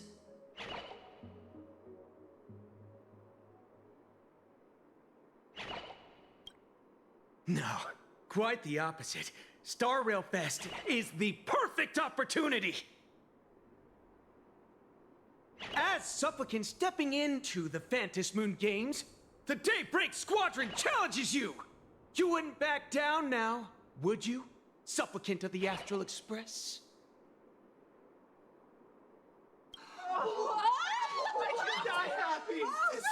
This is amazing! What? This is way too sudden! These people, something's not right about them.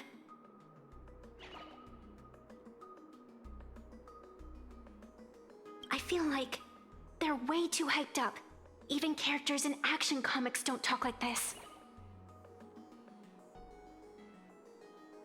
Yeah, in comics, a challenge like this is always a cover for some massive conspiracy. I've gotta fight alongside her. March, you need to have faith in her abilities. Rather than rushing into battle, what you should be doing now is getting in touch with your companions.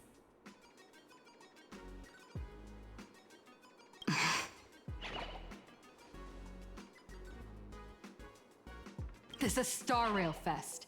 Even if you defeat me, you'll never gain everyone's approval. Boss, do we really have to do this?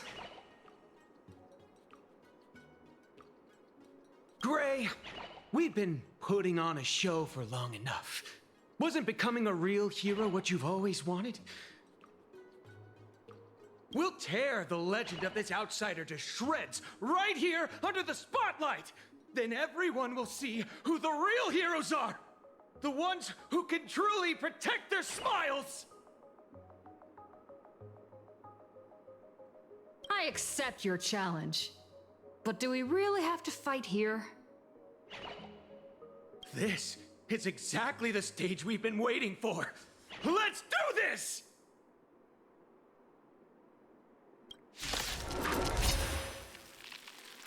The Phantom Moon Games are a ceremony to find those closest to elation. We'll show everyone the heroism of the different warriors.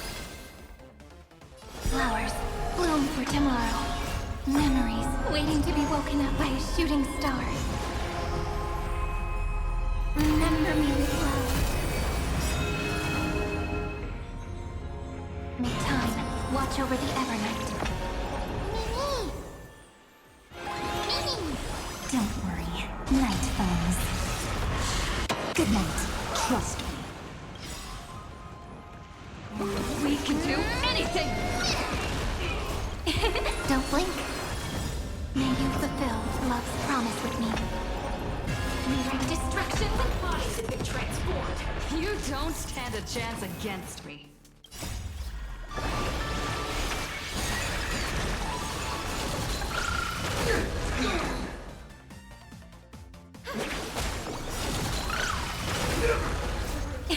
Don't blink. Cleanse hatred with love. This is eternity. Me?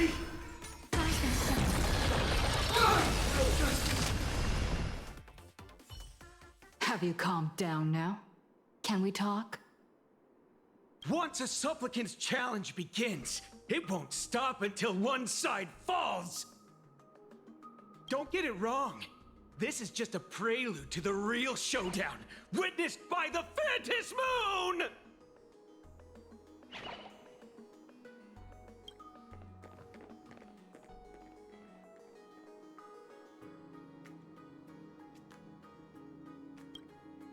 Just what exactly are they planning to do here at Star Rail Fest?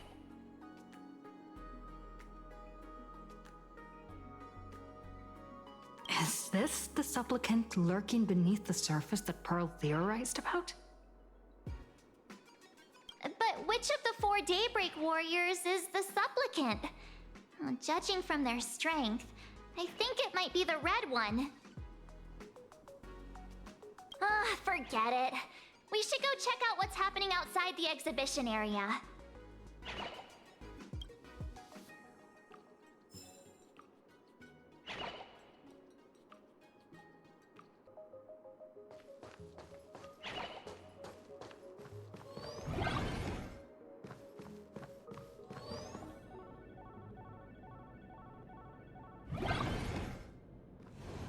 If you've lost your belongings, please let the service center know.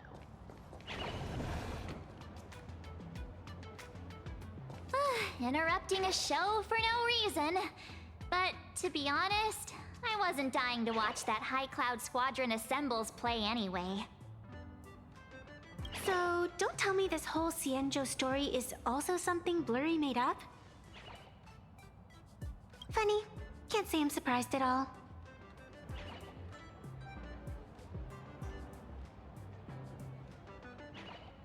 I wouldn't dare take credit for what I didn't do, since it was in fact General Jing Yuan and Dan Heng who teamed up to defeat Fantilia. As for the High Cloud Quintet, it's been over 700 years since those 5 made their mark.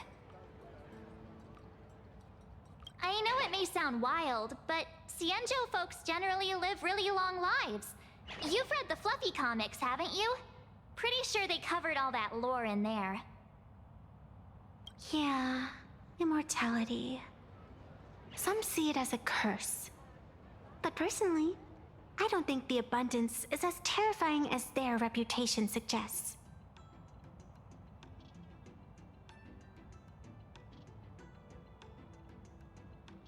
I almost forgot we're not in the Xianzhou anymore. Should be fine to talk openly about the abundance now, I guess. Yeah, that's not an issue. But the Xianzhou's attitude towards the abundance isn't totally baseless. We've clashed with the Borisin, fought against the Mara Struck. Just imagine if we hadn't won that battle against Phantilia back then. The universe would have ended up with an immortal, indestructible Lord Ravager.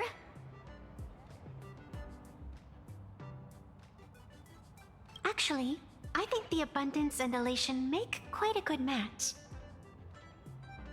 After all, only with infinite life can one pursue infinite joy. In my opinion, those who are alive have the right to choose death, but they also have the right to choose to live on. After all, there's always something out there that makes tomorrow worth waking up to.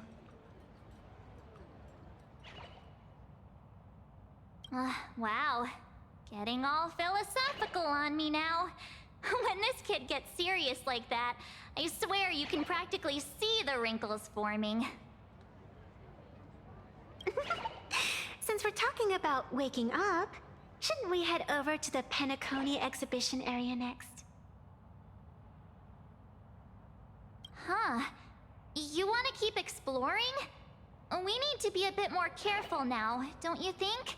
I mean, the Daybreak Squadron already came gunning for us. Who knows if there are other supplicants lurking around, just waiting to make their move.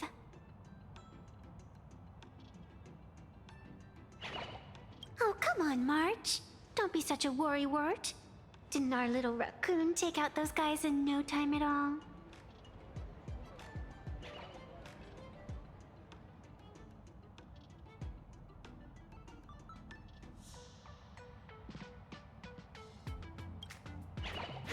Such reassuring words. Little raccoon, I've actually been a huge fan of yours all along. All right. Don't push it.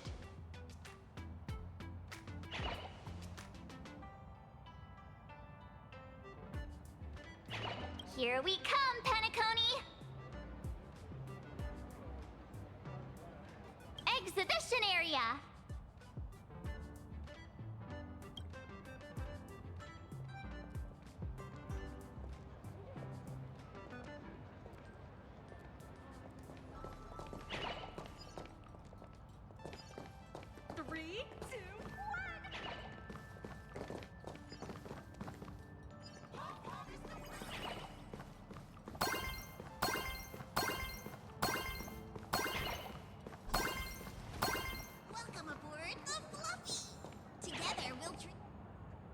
Himeko, you're here!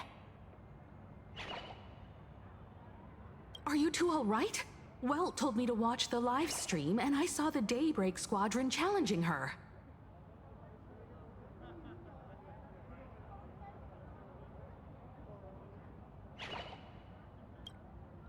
You did well. I bet their intention was to stir up their supporters' wish power through the challenge. If you'd hurt them recklessly, it might have pushed many supporters straight into their arms. Oh, and you are? Oh, nice to see you again. Express Navigator, Miss Himeko. Pardon my poor memory, but have we met before? Of course! I've seen you in the news more than once. It's such an honor to meet you. This is Evanescia. I think she's a student from Graphia Academy. We ran into her at this expo, and she's a huge fan of both the Fluffy and the Express.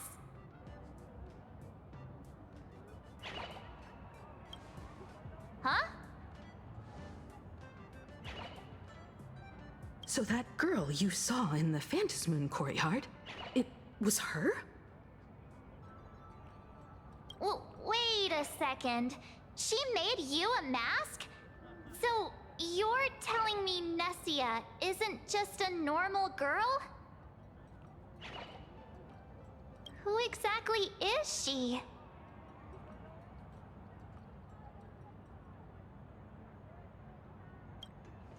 Who exactly are you? Me? I'm no different from you. Just a spectator of the Phantasmoon games. Though I suppose my position is a bit special.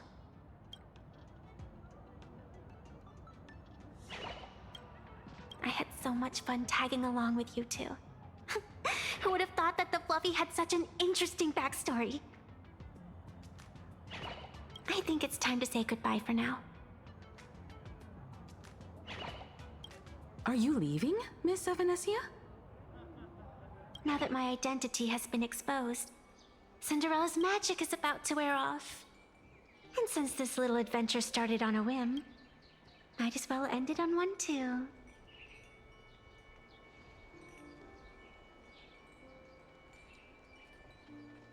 Little raccoon, you can feel it, can't you? All that attention, all that joy from the exhibition. As you fulfill people's wishes, that power has been flowing straight into your mask. It might spark something beautiful, or plant the seeds of something sinister. Whatever you choose, I just hope you won't become a boring character.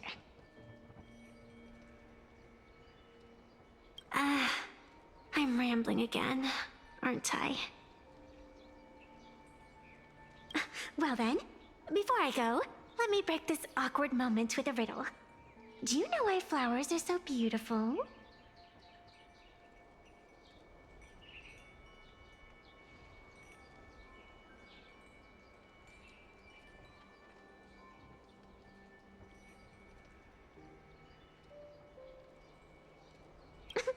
What's wrong? Can a pretty girl have her own special effects?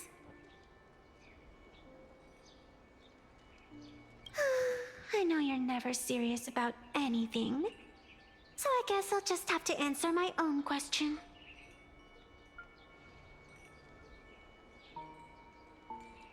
Because flowers are always so fleeting.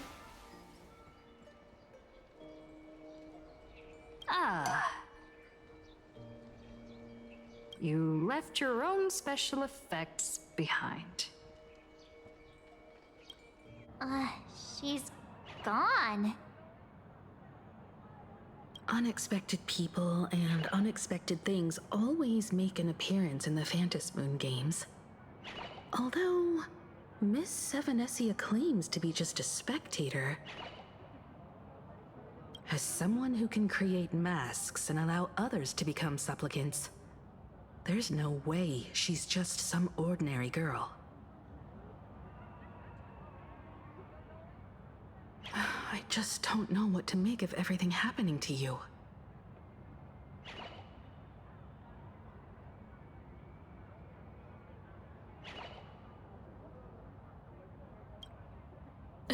Sorry, I'm just being overprotective.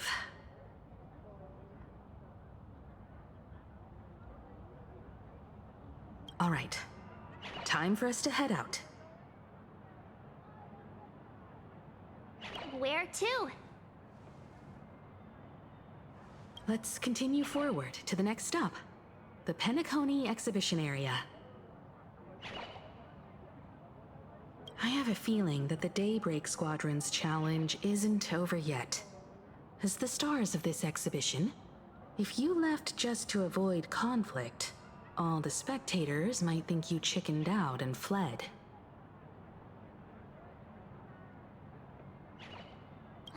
Darn it!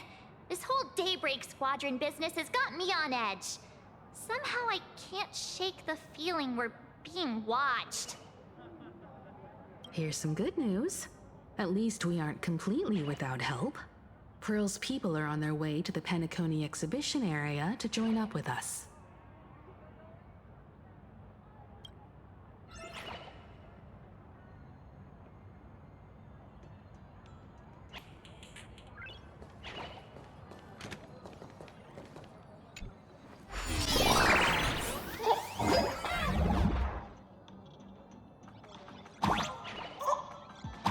Welcome aboard, passengers! The Fluffy Shuttle Express is about to depart!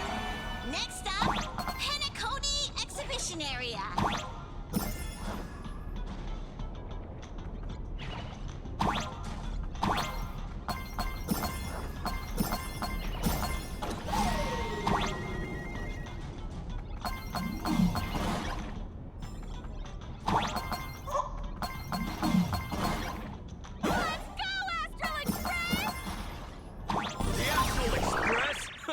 Just another IPC lapdog.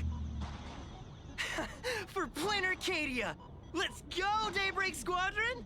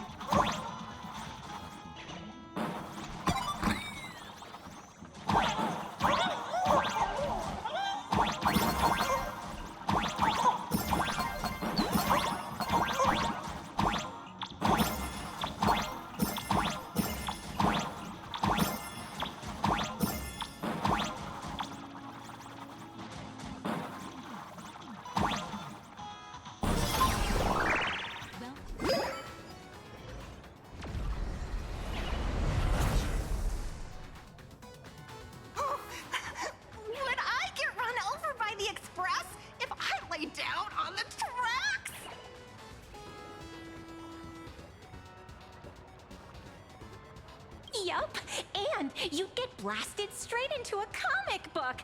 Who knows? Maybe you'll be reborn as some superhero or something? That's what I call true happiness! It's hard to believe they recreated the scene where the Express crashes into the Great Septimus. All the previous exhibitions were so hilarious, but they really nailed the Great Septimus part.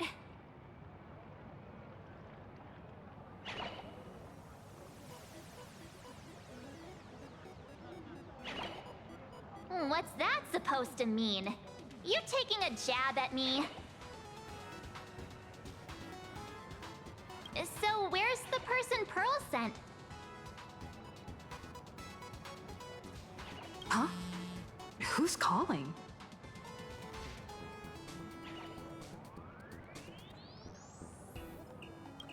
Yoo-hoo! How you doing, gray hair?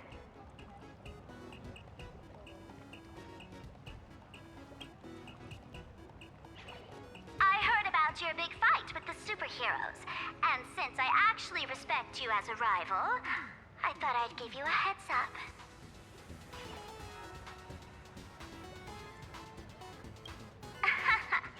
You might think you scored a massive win in the Phantom Moon Games, but most people probably don't see it that way.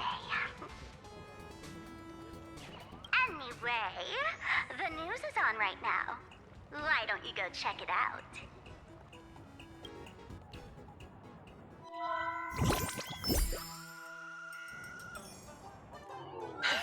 Just moments ago, an extremely violent incident broke out at the ongoing Star Railfest exhibition venue. The Astral Express supplicant Trailblazer brazenly launched a brutal attack on the beloved local heroes, the Daybreak Squadron. The scene descended into total chaos. Oh my! This is terrifying! Didn't this nameless just defeat Sparksy and save Graphia Academy? Was that victory still not enough? Could she, like the defeated Sparksy, now be a threat to everyone's safety? How chilling! In the video footage from the scene, the Trailblazer claimed her act was to demonstrate the so-called trailblazing spirit of the Astral Express to this world. You don't stand a chance against me. Is this what she calls the Trailblaze? Using brute force and violence to strike down the guardians of this Arcadia and trample over our own heroes?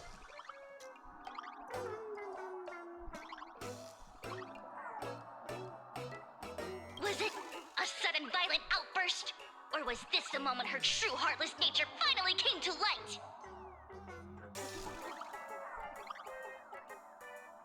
Full Wish TV will continue to follow this shocking incident. Stay tuned and don't go away.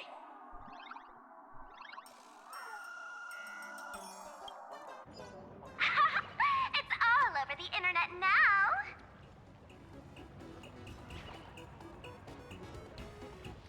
Some say you're a violent maniac. Others think you're behind the bloodbath in Delftbrook, that you're the second herald of death. Oopsie. How are you feeling right about now, hmm?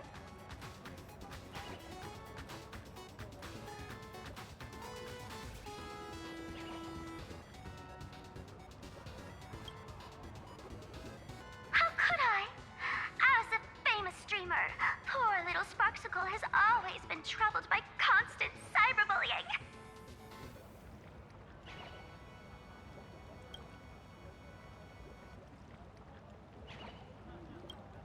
And then there was some nameless from the Astral Express who gave me quite the beating IRL.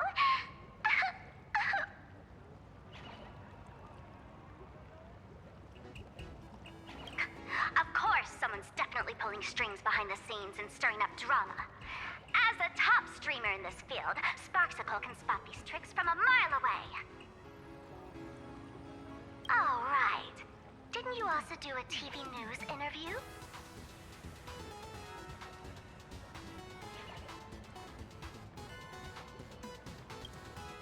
It's not about what you said, it's that you said it. Here, let me send you the interview video. I won't go any further, but since you managed to defeat Miss Sparkle... No, I mean Miss Sparksy, I don't want to see you embarrass yourself in front of those clowns.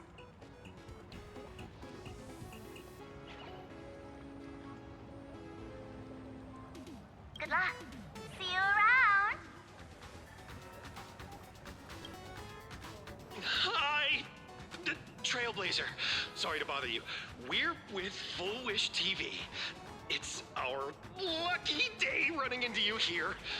Do you have a moment? Keep it brief. I've got plans later. First question. Seeing as Plain Arcadia was the starting point of the Express's new voyage, how would you describe your impressions of this place? Plain Arcadia. Everyone's chasing the latest trends. Looking for fun. Interesting! Throughout the history of the Phantom Moon games, it's been extremely rare to have such a renowned cosmic figure as yourself participating. As the Astral Express's supplicant, what kind of changes do you hope to bring to this world in these games? Show everyone the strength of the Trailblaze to change this world. That's an impressive answer. Speaking of which, after joining the games, you immediately went to defeat Miss Sparksy, who represented the Masked Fools. What are your thoughts on potentially facing native supplicants in the future? The other native supplicants? Way too dangerous. I'd rather defeat them through violence.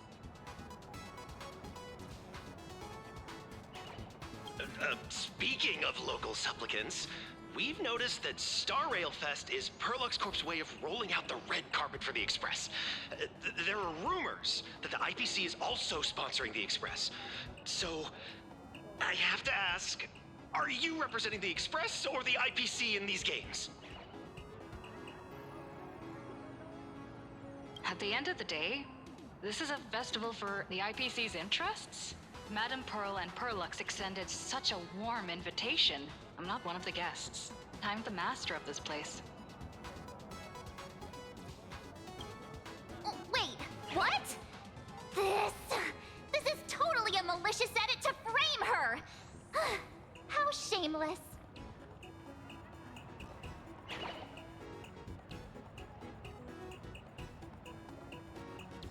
Indeed. Every word came from my mouth. But when pieced together, it turned into a declaration of war.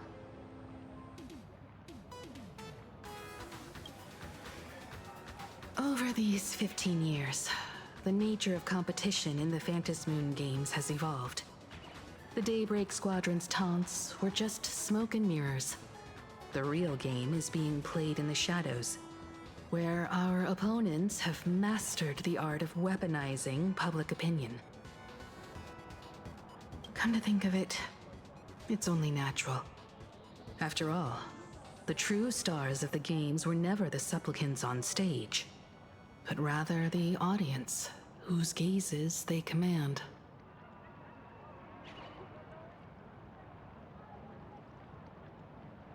Indeed. The audience is all fired up, waiting to see you work your magic, kid. But you know what?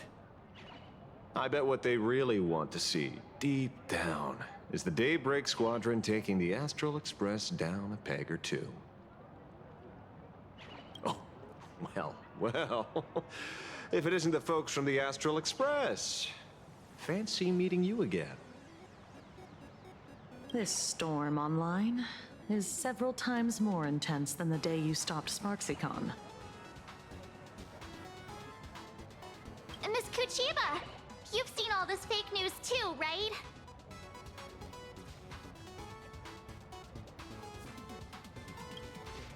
Sorry, got a bit held up on the way. Since I entered the exhibition area, at least 7 folks stopped me asking for the autograph of this guy called Welt. So, who is this Welt? Pearl assigned us to investigate the Sinwish Syndicate massacre. But every suspicious thread we followed led us from the Research Society of Happy Smiles straight to the Daybreak Squadron. And then there's the one pulling the strings behind the scenes. Full Wish. Full Wish? Oh, you know that name. Now this is getting interesting. She was my junior at school. 15 years ago. She was also the only student who survived at Graphia Academy. The good news is, your junior is living better than anyone else. She owns TV stations, charity organizations, has a huge business empire, and wields both wealth and power.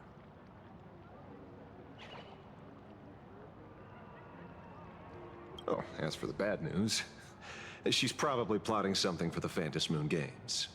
And I mean the worst kind of something. My gut tells me that the Sinwish Syndicate massacre, well, and that's probably on her tab too. Madame Pearl sent Mr. Ashvale to ensure everyone's safety. Of course, I understand that with the Nameless's skills, there's no real need for extra protection. But Madame Pearl didn't want to take any chances. Long story short, feel free to use me as muscle. No need to be shy about it. So, are we still heading to the top of Pom Pom Tower? We should keep moving forward. If my guess is right, the Daybreak Squadron will launch their second attack there. Forget about any fantasies of fairness and harmony. From this moment on, the Phantasmoon games could follow in the footsteps of what happened 15 years ago. Once this battle turns bloody, fear will seep through the screen and become some supplicant's wish power.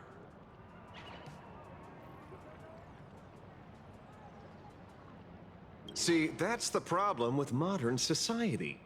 Good news stays home, while bad news spreads like wildfire.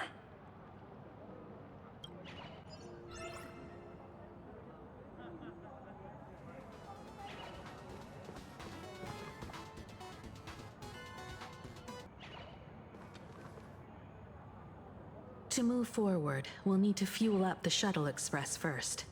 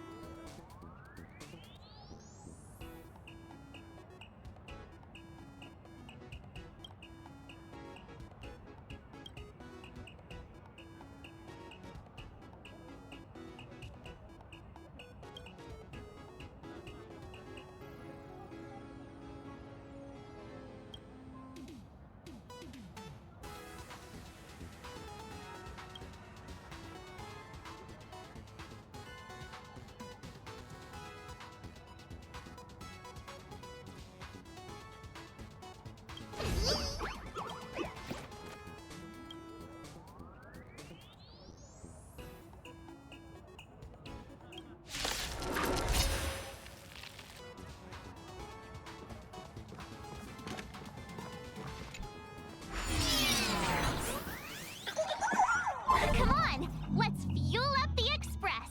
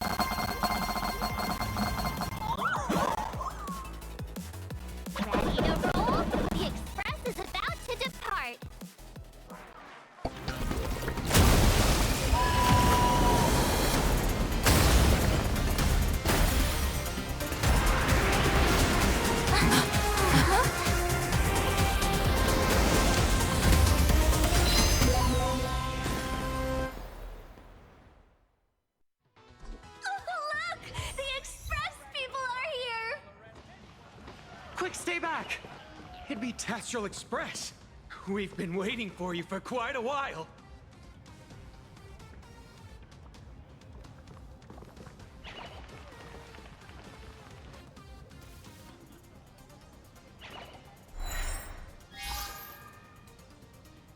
The Astral Express. Just as I thought you weren't going to show up. Oh, you brought help? And it's an old friend. Been a while, old man. People who have lived in Dovebrook share a special connection. Since you're treating me as an old friend, I don't want to act like some high and mighty adult telling you what you should and shouldn't do. I'll only tell you this. What you're doing right now has already crossed a dangerous line. Whatever orders Full Wish gave you, there's still time to turn back if you stop now. Wilhelm, Tiana, Lucius. And you, Magnus. After my heartfelt warning, do you still insist on taking Full Wish's side? They're my partners.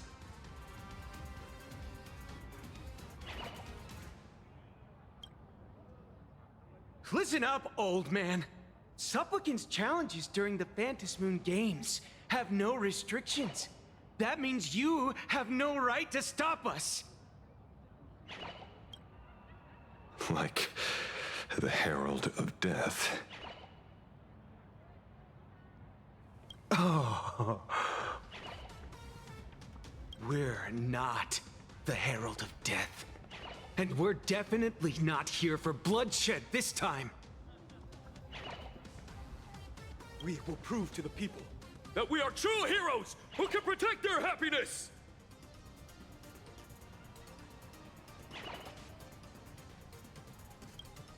The Astral Express. These visitors from beyond the sky claim they saved the cosmos from a Lord Ravager. But who knows what the truth really is?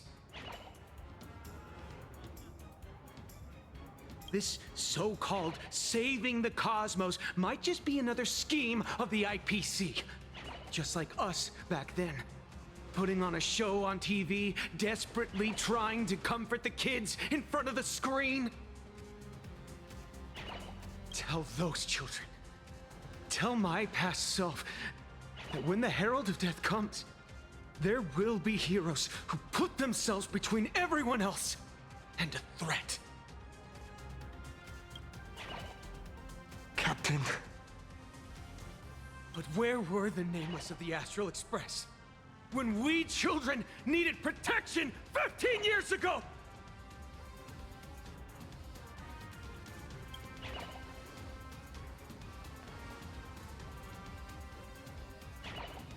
Gray, don't be fooled by these flashy, cosmic heroes. The Astral Express doesn't care about our happiness at all. They come and go like all tourists. No, they're even more heartless than tourists. Because they're here to trample on the elation ceremony and steal the Arcadian people's attention!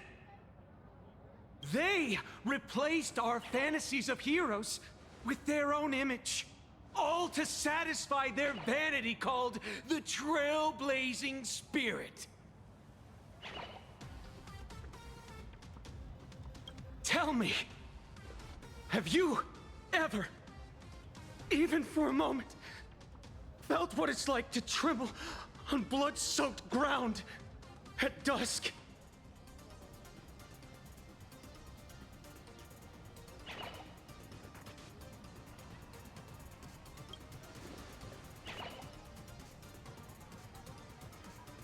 It's not the Astral Express you hate. You're just hating yourself.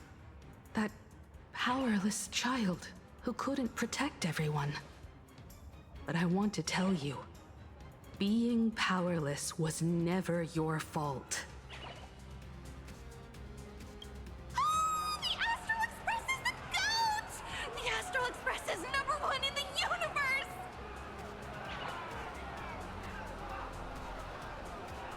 yapping! Tear them to shreds! Beat them to a pulp! I want a bloodbath! Daybreak Squadron! Beat these alien punks to the ground! Shut up! All of you, shut up! As a kid, it wasn't my fault that I was powerless. But we, the orphans of the blood-stained games, won't remain that way forever. We've undergone the happiness surgery transformation. We've overcome our weak former selves and become Daybreak Warriors. We've grown stronger. Strange. Even though our suffering was erased, why was I so scared just now? And why were there tears? Brother, that's only because... this pain has been here all along. It's time to overcome it. It's time to use the power of happiness to defeat it once and for all! Well said! Then let's finish what needs to be done. Let's reclaim from these outsiders the image of heroes that the people of Ahatopia hold dear.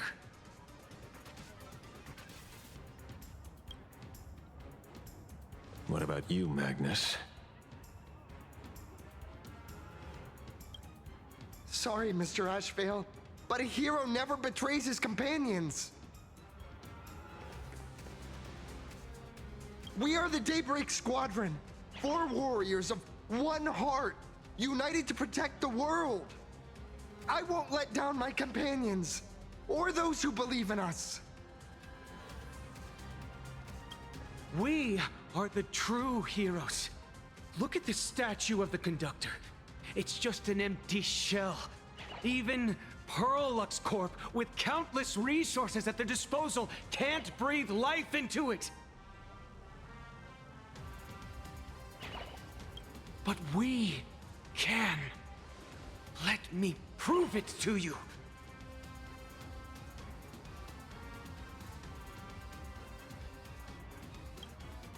Stop them! Don't let them drag the Astral Express's name through the mud! I shall provide the wish power to awaken it.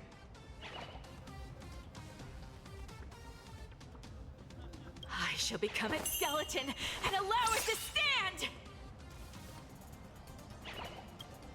I shall turn into the fuel that drives it forward!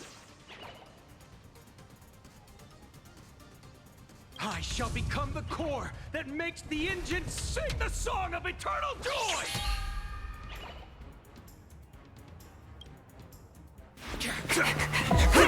Happy! So happy! The Express is about to warp happily! Cleanup initiated! Unclean! Eliminate! Everyone will... be happy!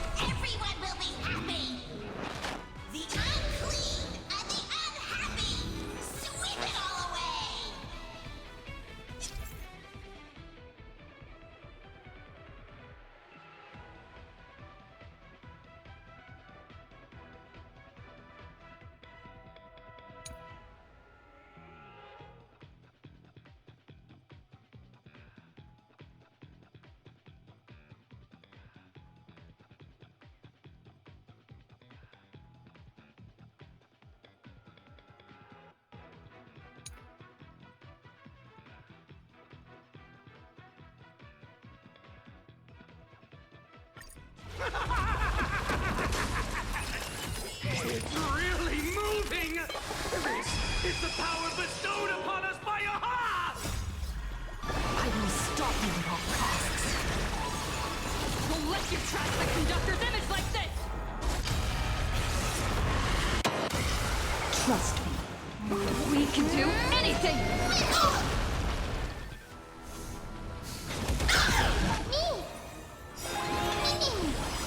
Memories waiting to be woken up by a shooting star. Remember me with love. Need time. Watch over the Evernight. You'll quiet down real soon. Have some fun.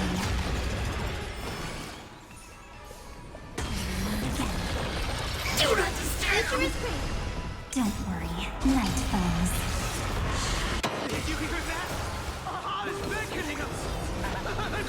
We don't have to be afraid anymore! Let smoke and spray! Let laughter be eternal!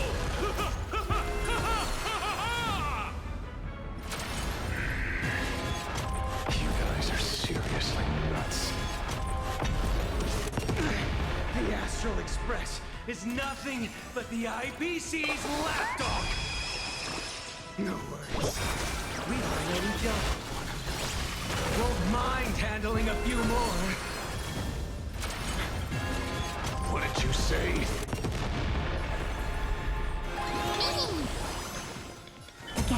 Again.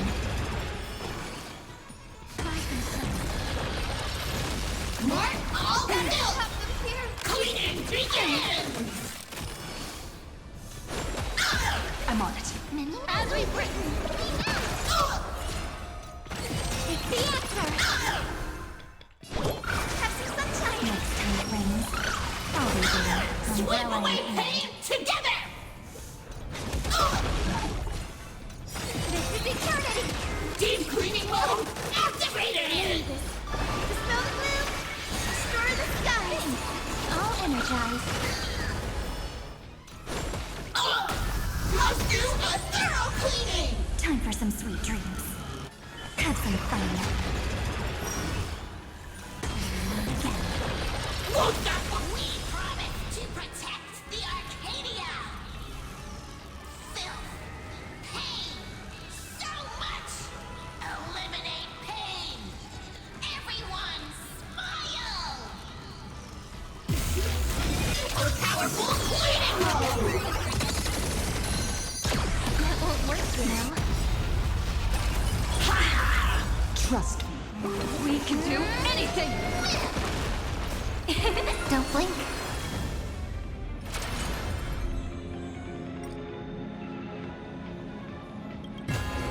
Rewrite destruction with me! Surely that did the trick this time. Reboot! Self-repair! Must bring happiness!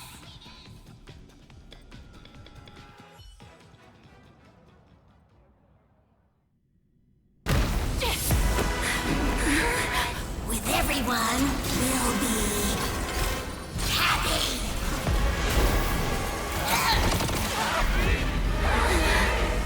I offer my blood to consume this vendetta. I offer my heart to shoot down this injustice. I, lead Hunter La Mancha, call upon you in the name of the Star Hunt Oath. O Skybow, gaze upon this broken-legged wolf and steer my hunt toward victory! So happy! Now arriving at Terminal Station, land of sneering gods. Welcome back into the gods' embrace! Shh. Quiet now. It's time for bed.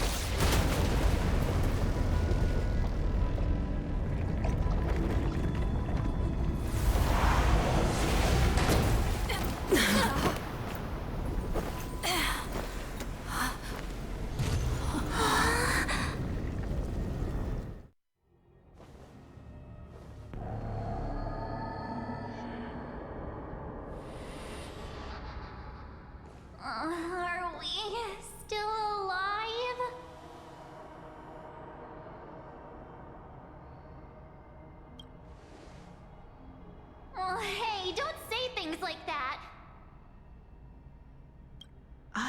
remember the out-of-control express taking us down and through an abandoned tunnel. Theoretically speaking, this should be a station deep underground.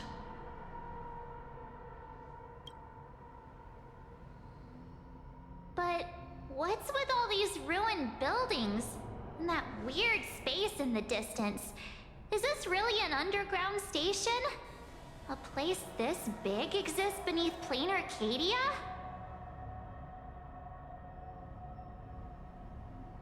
Perhaps we're no longer in reality. We may have landed somewhere within the world in canvas for unknown reasons. Then, can we still make it back? We need to find everyone and get out of here as soon as possible.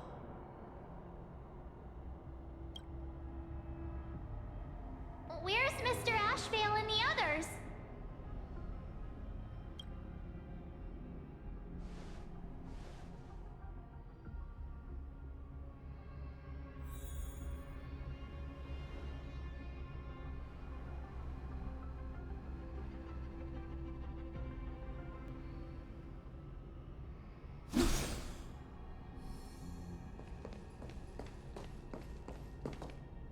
We've been reborn. See? I knew we weren't like those Sin-Wish Syndicate trash. You're right, Red. We're heroes. We are justice. We are the undying happiness! If you are justice, then forgive me for playing the necessary evil. Everyone, please! This has to stop! If this goes on, you'll all... Just smile. Embrace the everlasting bliss and true happiness. I beg you, please, listen to me. It's not too late. We can still go back to the Department of Aberration Defense with Miss Kuchiba and explain everything.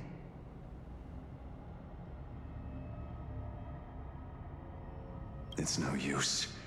They are just creatures that can only react to joy now. All shall be blessed with happiness. All shall live forever. So smile and laugh. And let our laughter infect all of plain Arcadia. My senior, Mr. Ashvale, I'm begging you. Please tell them that it's not too late.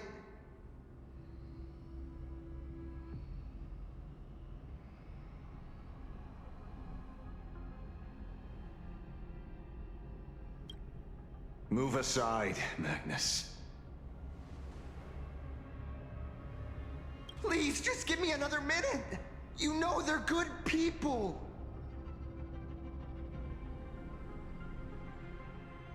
It's best if you just move aside.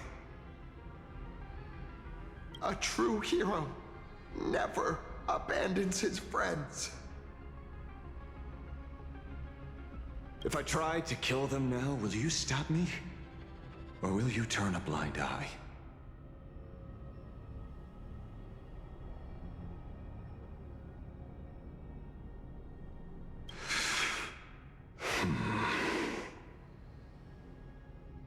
Tribute of life unto death, and a debt paid in blood.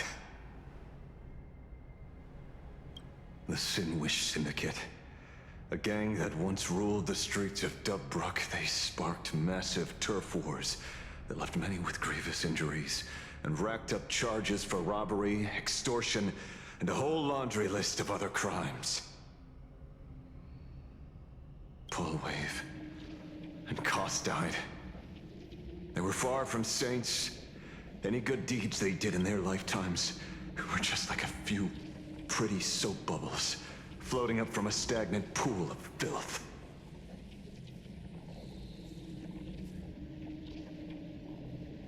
That's why we brought them down. They and this whole world have now become happier. Yes, they may have had sins to atone for, but that doesn't justify your murdering them as if they were just toys.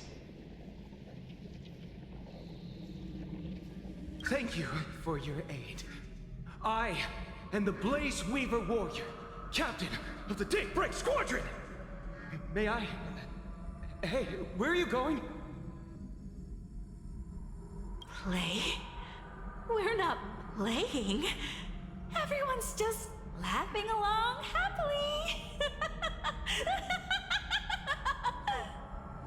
Mr. Detective, do you know about the Galaxy Rangers? I heard they are a group of righteous heroes roaming the universe. In that sense, are we the city's rangers? Ah! Mr. Asheville! Could you do us a favor?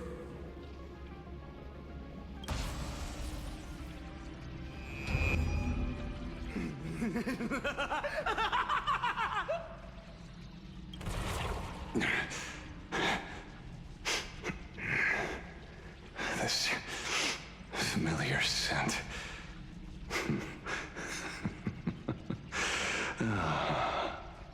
Nice. What have you done? Remember what happened today, Magnus. You may seek revenge anytime. I won't stop you.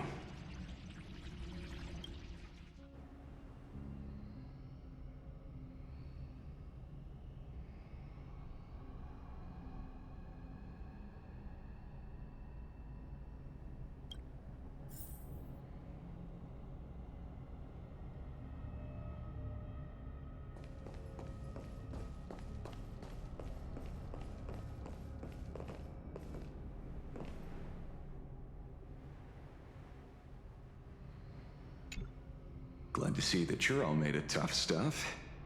I was just fretting over failing my chaperone duties. La Mancha, leader of the Galaxy Rangers. I've heard about you, but only in legends past.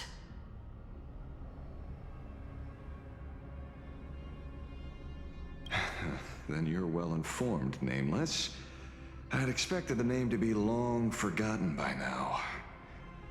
So much for turning over a new leaf.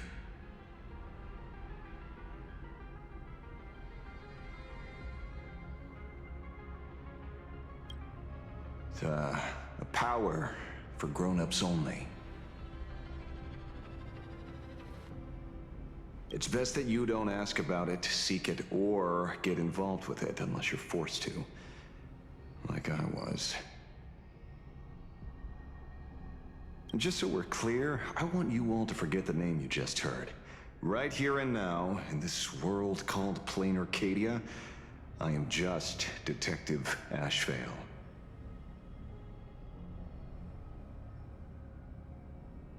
Instead of obsessing over my identity, or pitying the 3 dead criminals, I advise you to work on a way out of this place first. I've long heard rumors about unsavory things hidden deep beneath the Arcadia. It's strange how the people here can sleep so soundly.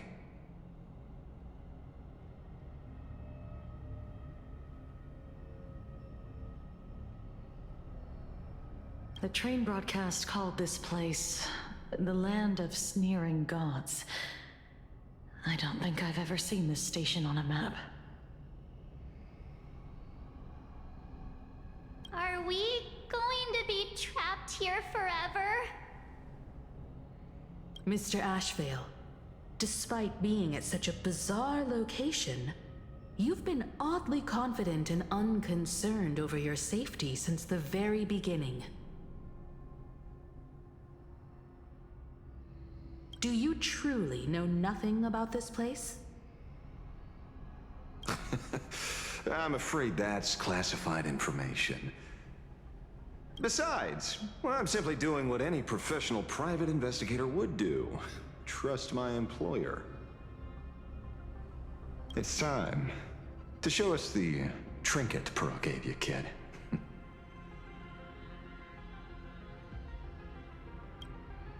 Oh, come on. Didn't Pearl give you a chip? We're in good hands, as long as she can track your location with that thing.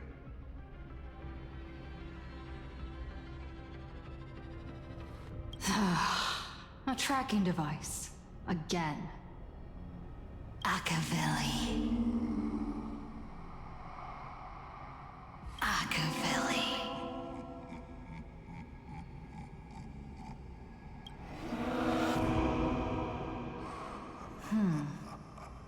Come this way. Come slowly.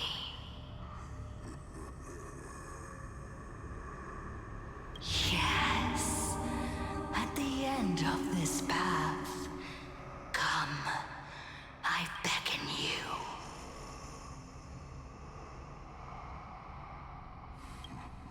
There's someone calling for me from someplace deeper.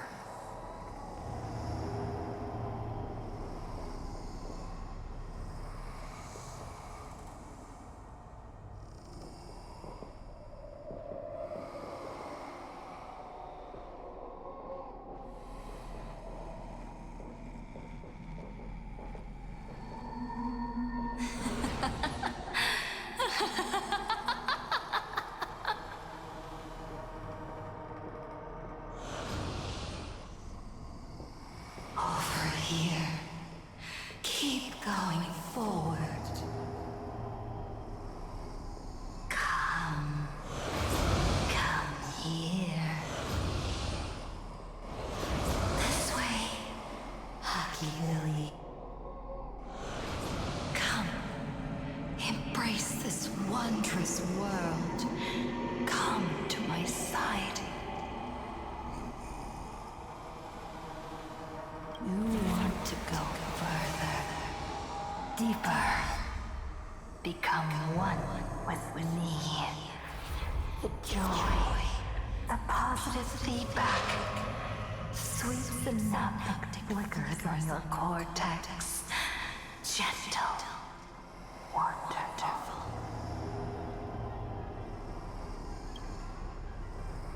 Listen, it's breathing. Slumbering, whimpering, and grinning.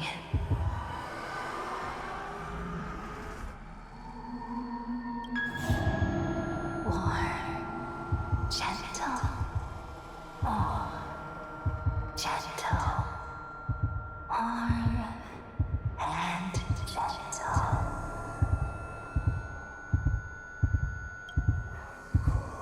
I am you, and you are me. Come, embrace this primordial joy. Life, in exchange for a boarding pass on the express toward the end.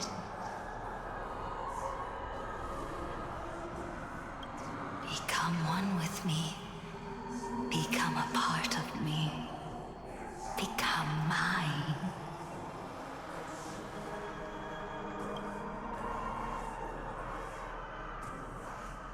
Let's go deeper.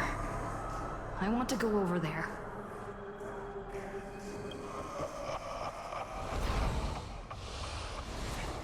Come. Come, come, come. Just like that. Step forward.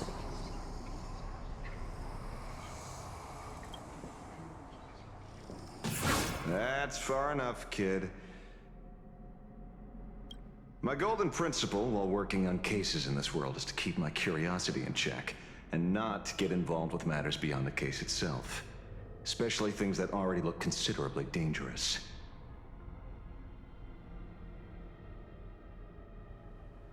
However, the thing that slumbers in the deep here does look awfully familiar.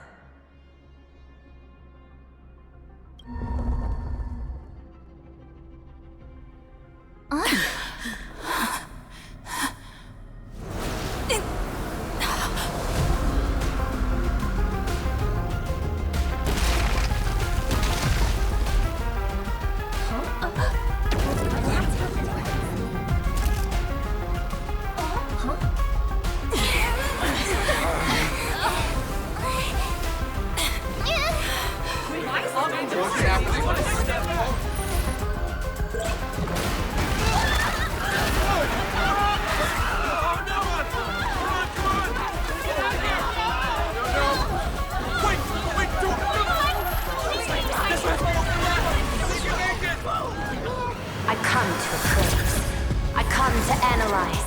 I come to render. I weave the cosmos into brocade, breathe soul into painted stones. Let the jewels of heaven rise as they will. All for the Amber Lord.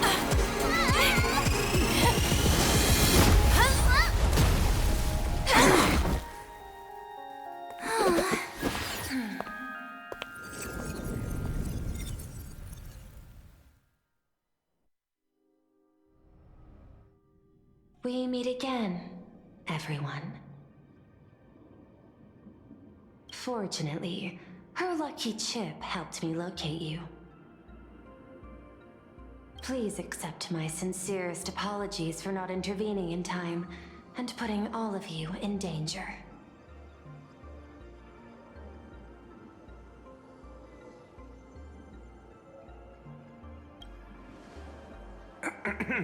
Actually, she put one in my pocket too, but I auctioned it online as a souvenir. Thank goodness you kept yours. Otherwise, we'd be done for. Madame Pearl, where exactly were we just now? The place where you fell is called the Torn Scroll. It is a space that peeled from the scroll painting during Planar Arcadia's return to reality. These splintered spaces continuously rip at both reality and the world in canvas.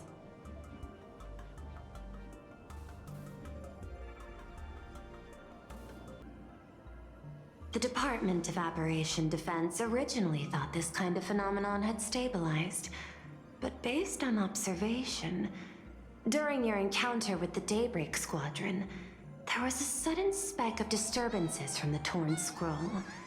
Unfortunately, the cause, unclear. Therefore, I had to use the power of the Cornerstone to analyze the space, then mend the fissure with Imagenesis in order to bring you out.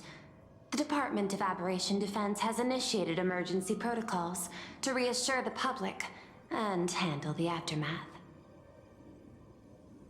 However, I wasn't able to directly observe your situation after you'd fallen into the Torn Scroll. Would you be so kind as to share what happened there? We can close the new Herald of Death case. My shadow has devoured the guilty three and tasted their sins. They were responsible for the Sinwish Syndicate massacre. Of that, I'm certain. Was Full Wish the mastermind? I couldn't find any solid proof of it, but it hardly matters now that the culprits have been executed. Worry not. Based on the intel provided by you and Miss Kuchiba, I have deduced the following. As a survivor of the tragedy of the Blood-Stained Games, Full Wish founded the Research Society of Happy Smiles, charity organization.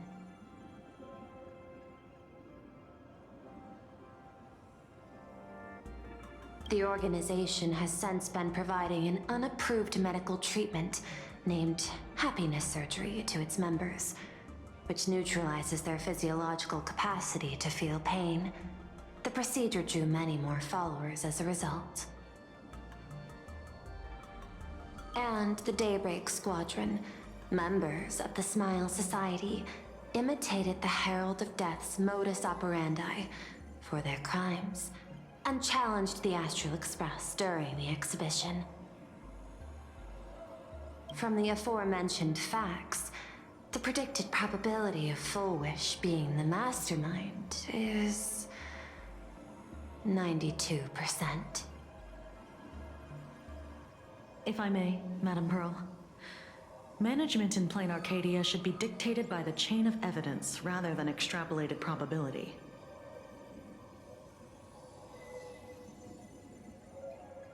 I understand. I will observe the human laws and customs. In any case, we have achieved our goal through Star Rail Fest, luring the supplicant with ill intent out of hiding.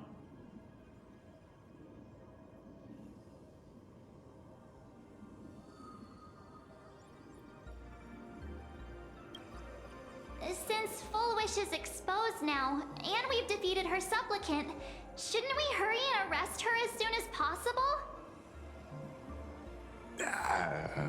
I'm afraid it's not that simple. We've defeated Full Wish's supplicant, yes. However, all 3 Daybreak warriors were supplicants.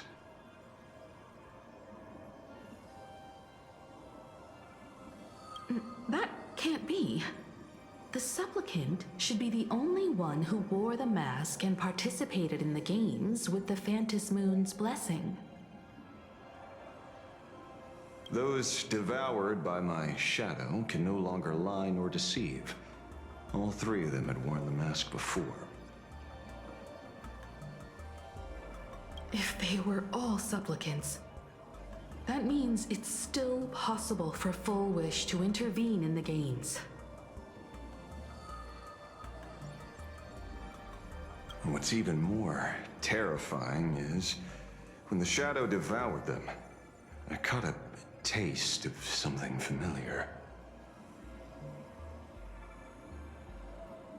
It was the taste of abundance that I had once devoured as a Galaxy Ranger. What?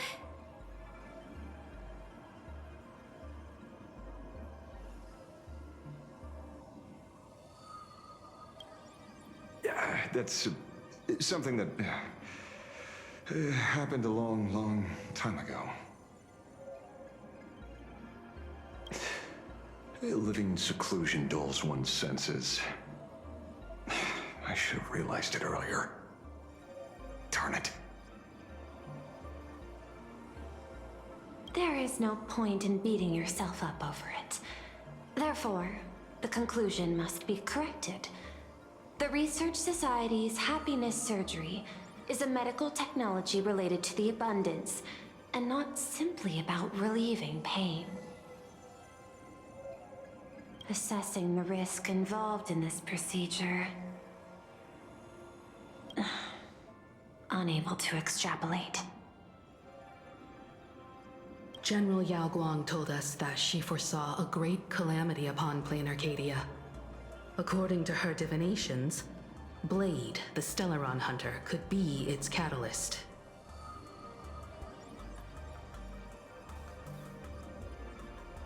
So that's why she asked me for the authority to extradite Blade. Regardless, none of us had anticipated this. Plain Arcadia's calamity had already taken root, long before the arrival of the Stellaron Hunter.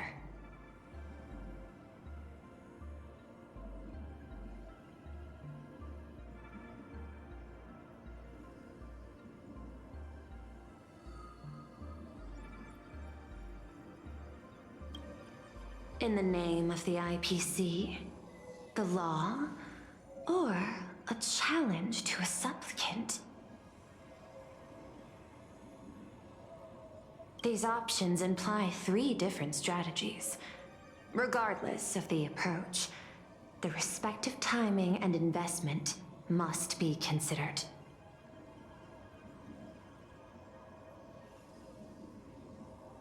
Thank you for your surprise intel, Mr. Ashvale. You have just saved many more lives. Henceforth, the Department of Aberration Defense will place Full Wish and the members of the Research Society of Happy Smiles on a special watch list. Given Full Wish's control over media outlets, I recommend closer monitoring of her dissemination channels. Understood. We will also implement pre-disaster measures at the calamity level standard per the safety response protocol against aberrant threats. Full Wish is not working alone. For normal people to be able to get an abundance transformation, that implies far more sinister supporters behind the scenes. These are enemies not to be easily contended with.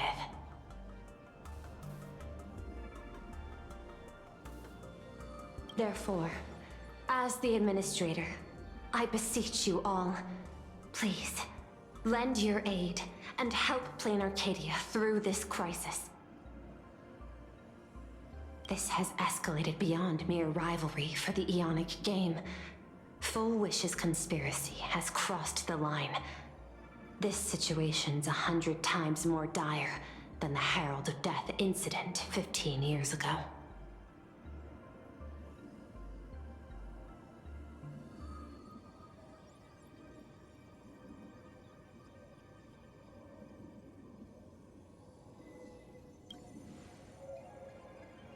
Please, Madam Pearl. This is my homeworld, and I won't allow the tragedy to repeat itself. Besides, there may be an even greater conspiracy behind all this. As a Nameless, it is my duty to see it through to the end.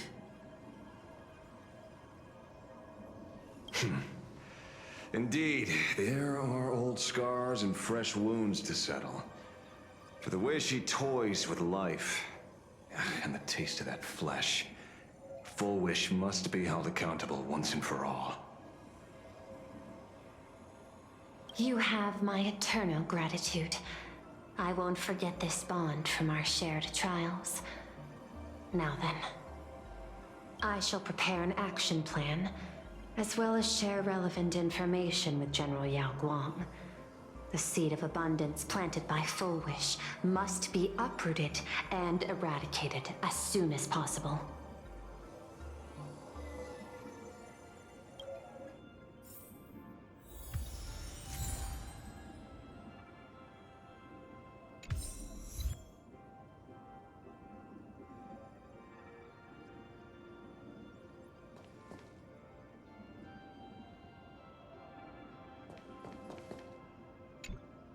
Oh, leaving now. We're counting on you, hero of the Express.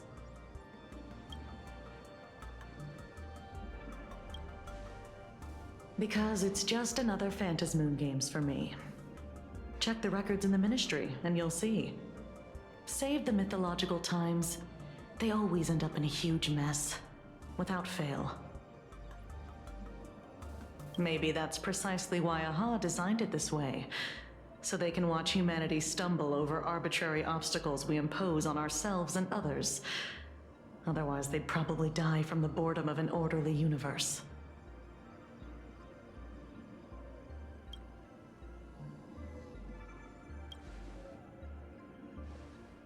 Maybe interrogate him for a few days. Get a strong light, render him unable to eat or sleep well, and he will probably spill everything he knows about the Smile Society. And once we've picked his brain, we'll let him go.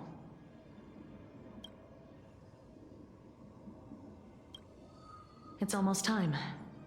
I should get back to work too.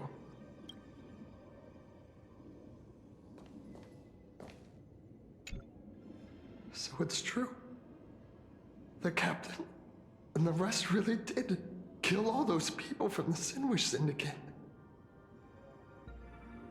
And this Full Wish is also plotting something terrible.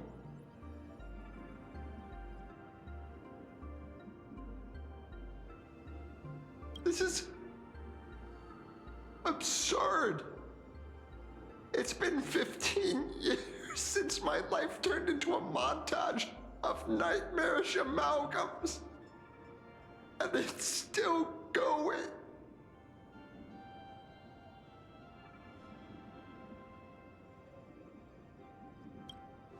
Thank you. Mr. Ashvale is right.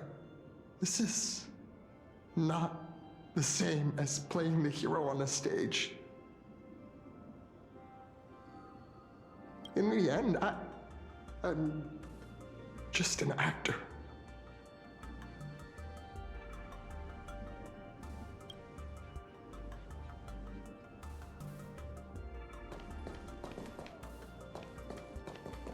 Full Wish's partner. Perhaps someone far more dangerous has already set their sights on this round of the Phantasmoon Games. Oh no. They are definitely up to no good.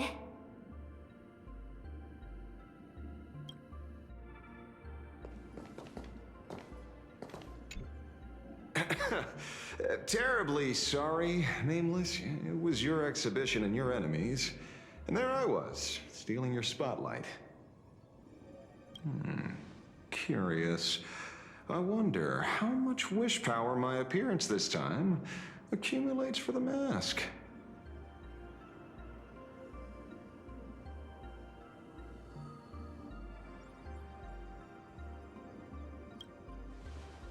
Oh, don't be like that. You can tell them that I'm Welt. We already look similar enough. Who knows? Maybe that'll redirect some wish power toward your account instead?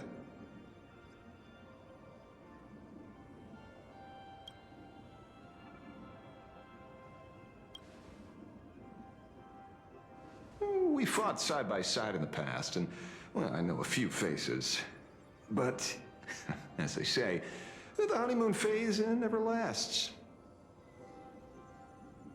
I heard some of theirs were still looking for me before I went into my last cryo-sleep. I'm counting on you to keep this a secret.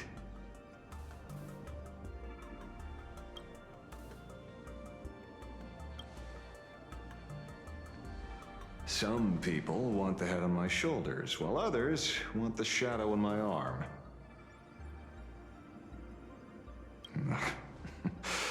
I'm old, and I just want some peace and quiet. That's all there is to it.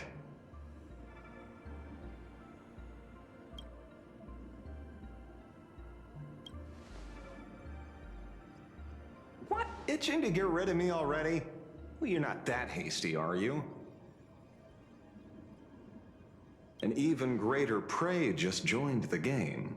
Sure, she could be small fry by your standards, but in terms of viciousness, she might surprise you yet. Before the supplicants go their separate ways, Full Wish is definitely a good hunting target for us to align our goals.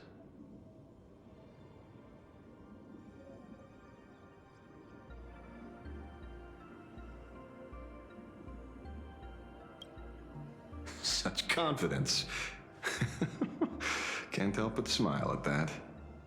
And for some reason, you really remind me of a young man named Tiernan. You nameless bunch just love jumping headfirst into fire pits, don't you?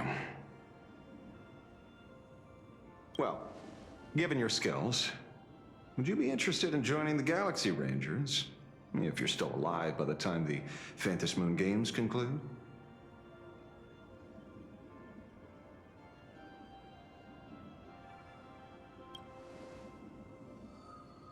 Good question. I guess old habits die hard when I see someone with potential. Being a ranger holds little appeal, really. It is a path of loss, suffering, vengeance. In that case, I will take back my words. Young Nameless, may you never have to tread the path of a ranger.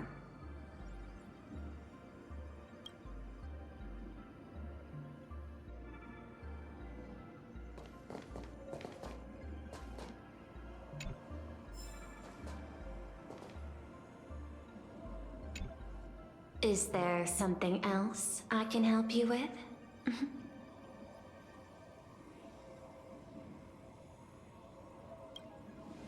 I understand. Your inquiry. How did they manage to operate with so many years unnoticed?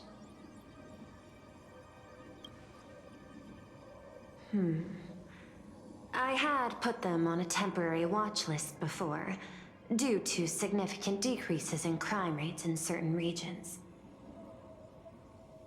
But now, we finally know how they achieved such a miracle.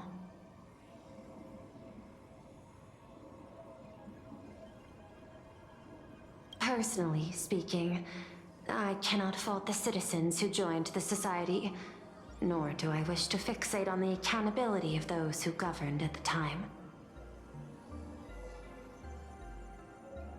After all, for the corporation, The Smile Society is a tool for maintaining stability, and the members are simply following the human instinct to avoid suffering. You've been to Penacony. You should know. There, the family's members lull guests to sleep with power of the harmony and soothe their pain. From a human ethics point of view, it is well within people's rights to avert pain in moderation. Humans cannot turn off their innate negative feedback like Intellitrons do. I understand and deeply sympathize with that. My assigned theme is analytical art, but at the same time, I am fortunate to be appointed governor of a world. The portrayal and sublimation of pain in human works of art shine among humanity's greatest treasures. Tragedy, elegy, and lost epics. Their soul-stirring power springs from a profound understanding of this negative feedback. This so-called happiness surgery does more than just obliterate people's perception of pain. It strips away human complexity and turns what was dynamic and brilliant into a monotonous blotch.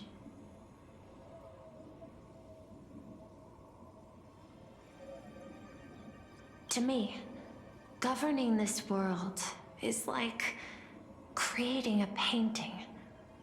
My vision is to maintain the diversity of life forms and preserve their potential for growth and change. The Research Society has disrespected my work. Thus, my duty and theme have become one and the same. I will do all that I can to cleanse the misguided strokes of the Research Society from this land. Thank you again for lending your aid, Nameless. I will begin extrapolation of our next steps now.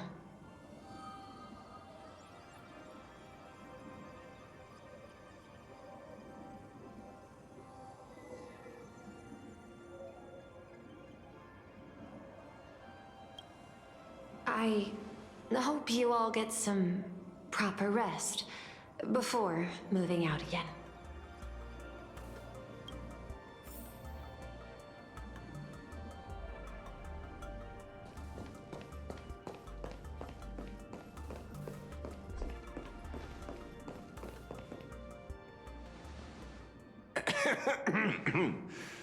You know, I'm not here to be an ornament. Assessment. You have something to ask me, Mr. Ashvale.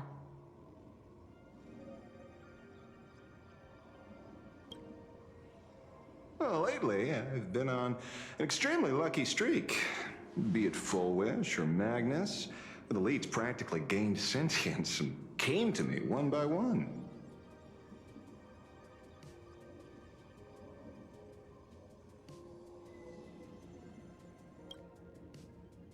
Luck is also an important part of one's toolkit.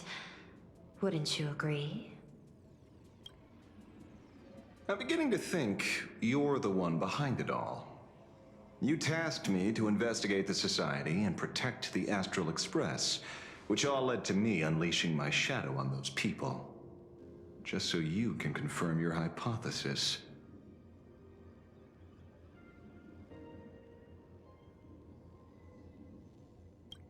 You had everything planned out since the beginning, hadn't you? If I answer yes, would it wound your ego?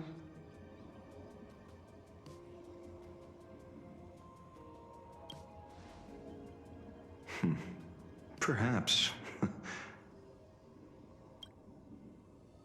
Yes. I paved the way for your investigation, leading you straight to the suspects.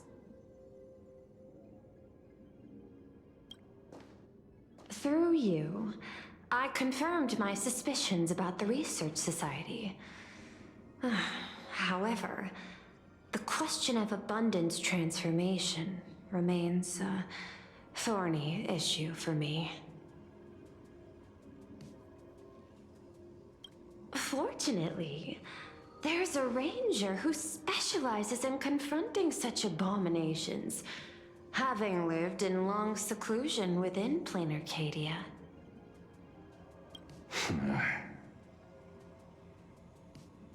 But you know, the shadow sealed inside my arm can be very dangerous.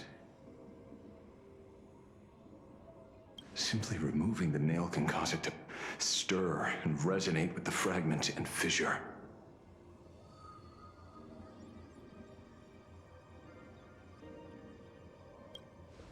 Had I not kept it under control at that time, the fight would have ended with all of us buried in that bottomless abyss. Is that part of your plans too, Pearl?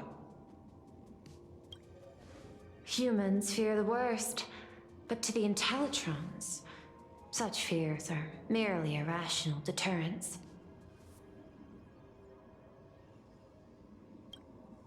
Wasn't the mask of elation I gave you enough to pin down the shadow? That gift you found through the guidance of the Express Navigator, Star Seer, I see.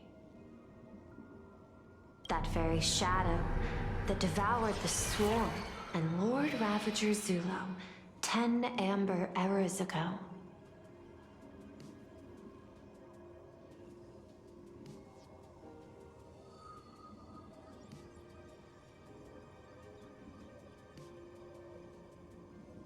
That very shadow that devoured Shuhu, the emanator of abundance, hundreds of years ago.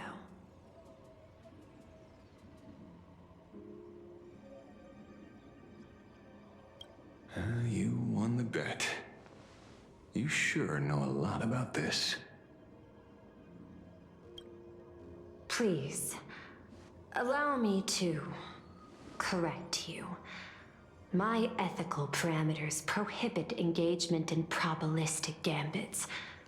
Accordingly, I operate by acquiring sufficient information to ensure zero margin for error. Then again, you are the species that brought art into existence as a form of expression. That seed of creation exists even in the most ignorant of humans' minds. And for that, I love and admire you. Whether you believe it or not, I will honor our initial agreement, Mr. La Mancha. At the moment of victory in the Phantasmoon Games, I will free you from all sufferings and fulfill your wish.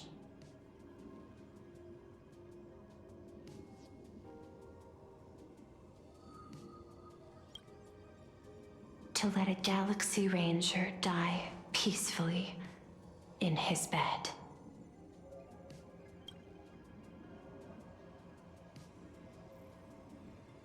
In that case, I will continue to fight for you, my lady.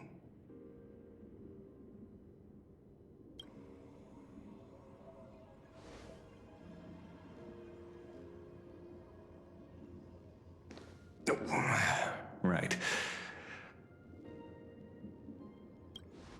You mentioned several times wanting to replicate the works of Graphia.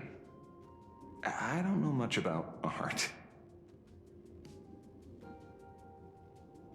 But I was considering that, despite the lack of artistic quality in your strokes when sealing those fissures today, to the people of this world, your creation is just as important as the works of Graphia. Not a single innocent soul was lost on this day because of your protection. Looking back to the ancestral painter of the Cinderth Age, Do you truly think she cared about the artistic value of each stroke when she created world and canvas?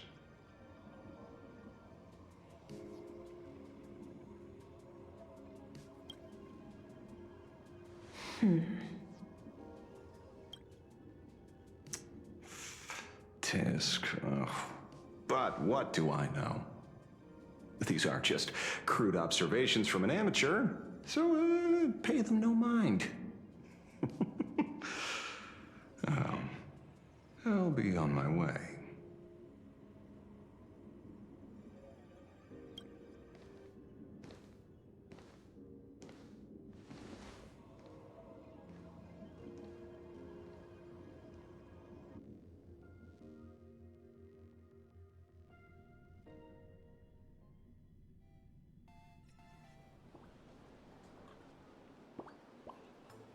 We meet again, Ashen Detective. It's hard to believe that I came back for you, especially after learning that you wanted to sell me out to Pearl. We gotta thank nature's gift. The 6.1 billion credits reward has appeared again.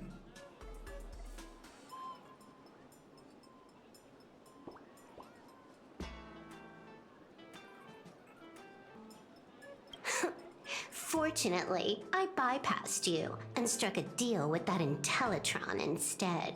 Regrettably, my current bounty stands at 0. Do you always turn your customers over to the police? How impressively short-sighted. No wonder your clientele is so small. Speaking of short-sightedness, no one rivals the Stellaron Hunters, aka Destiny's slaves, isn't it? You are all fated to march toward the finality, and nothing can stop you.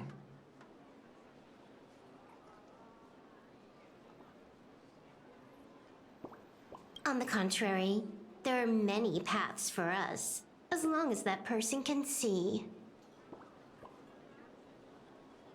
In other words, he can't see the trajectory of your destiny in this world during this mission?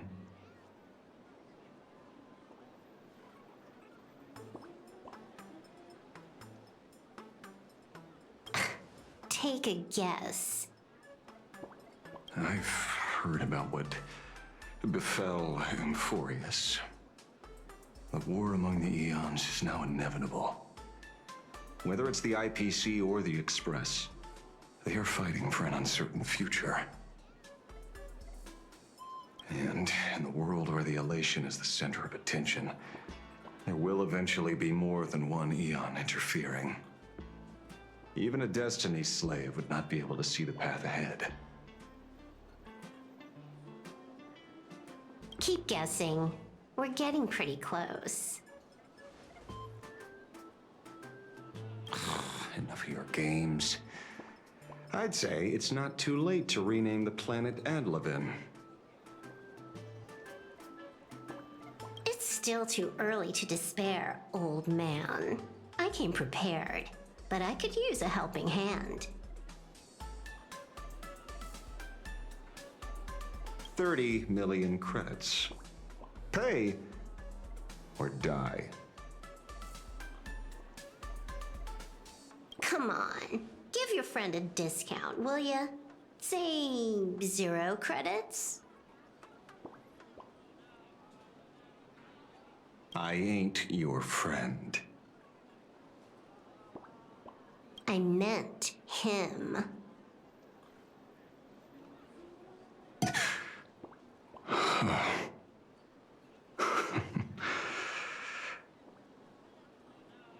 It's been a while, Yingxing. It's been too long, Mr. La Mancha.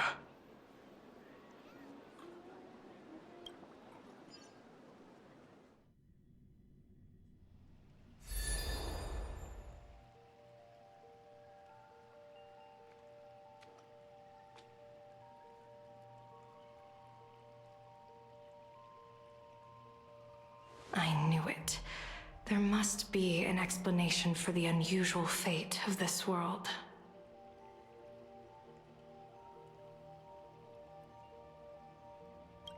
Though I lost sight of the sparrow, I discovered a mysterious tree. I finally found the heart of the Phantasmoon games, thanks to this little birdie.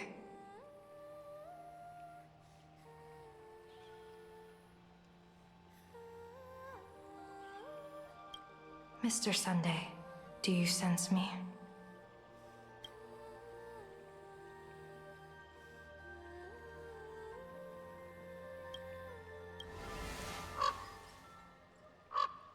There's no reaction from the bird. What's wrong with it?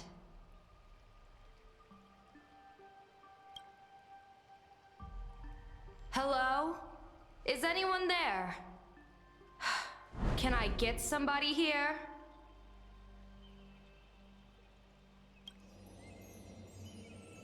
No one's here. No one.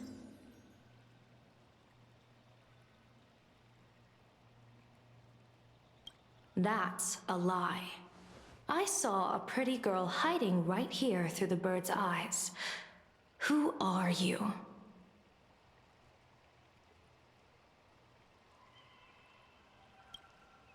That's none of your business. None of your business.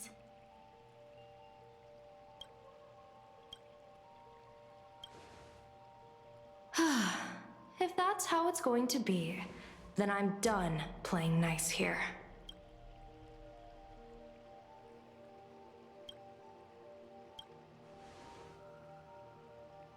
If my eyes weren't playing tricks on me, the ancient tree here must be the ambrosial arbor of abundance, yes?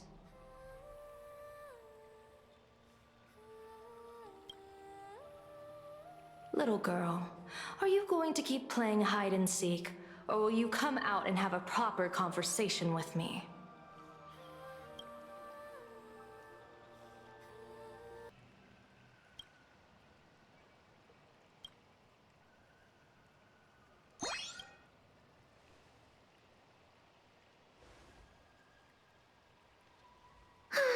The Department of Aberration Defense often comes here to record game progress.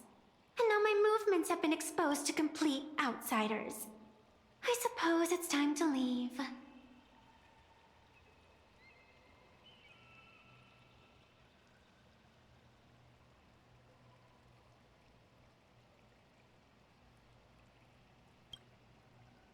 You sound unpleasant to talk to, but since you have eyes keen enough to tell what I am at a glance, I'll have a short chat with you.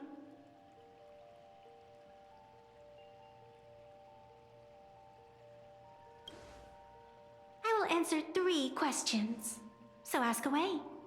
Once you have your answers, I'm going to show you the door.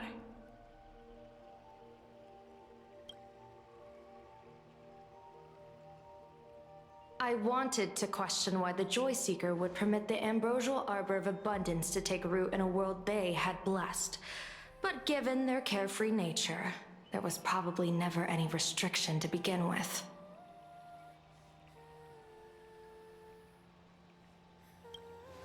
On my second question, are you a Feykind native to Ahatopia, or are you one of the long-life species shaped by the ambrosial arbor?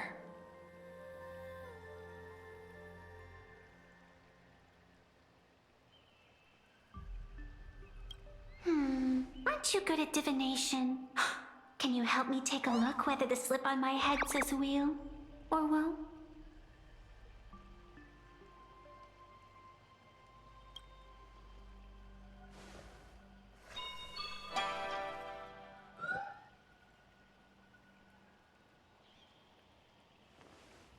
There's nothing on your head except your ears.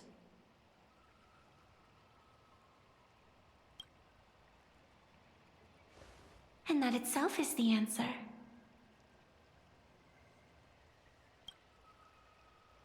I am the arbitrator who determines the outcome of the Phantasmoon games. I am the raging waves of joy, and the living pulse of this world.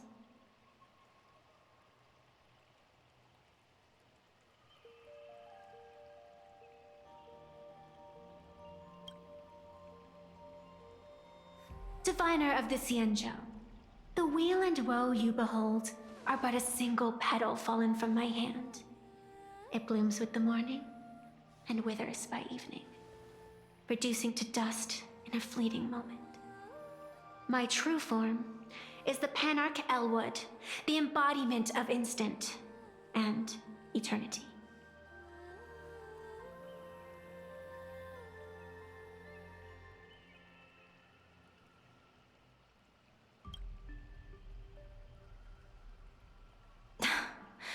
Interesting. Took you quite some time to come up with those words, huh?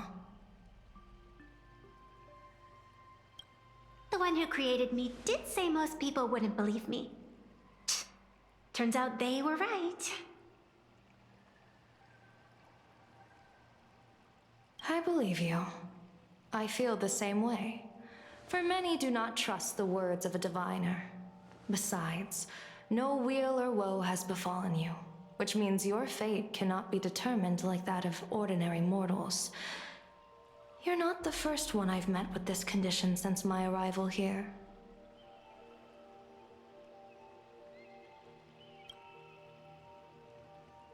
You're left with one question.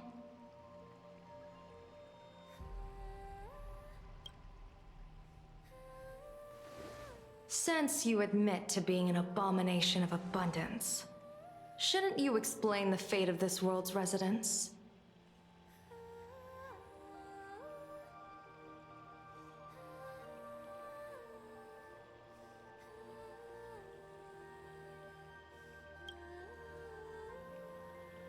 Unless they are your doing?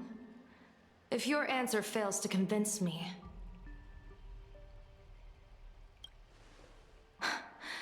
it may be too late by the time I summon the Lux Arrow from the sky with the rainbow.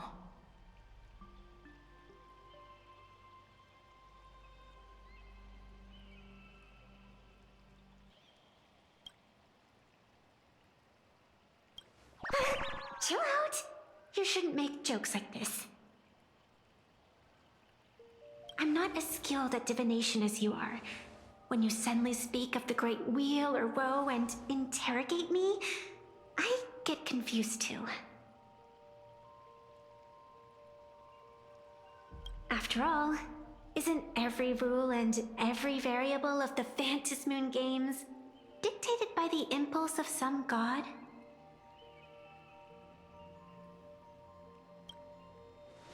As for the brewing storm, let's settle down and discuss. Whether the turmoil, once again, is the result of the laughter's mischief.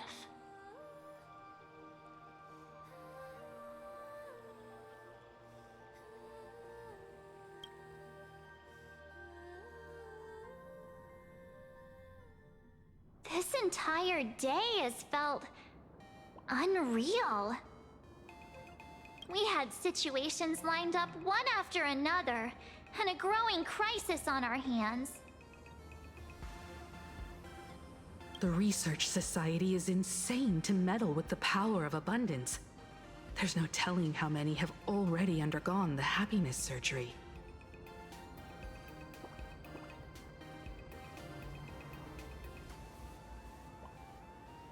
Full Wish witnessed the tragedy caused by the Herald of Death 15 years ago.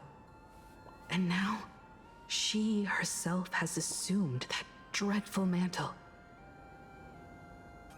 We have to relay this information to Dan Heng, Sunday, and General Yao Guang as soon as possible.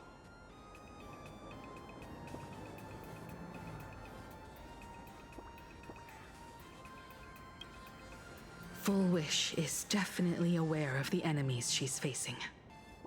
That is why we must win an audience with Aha.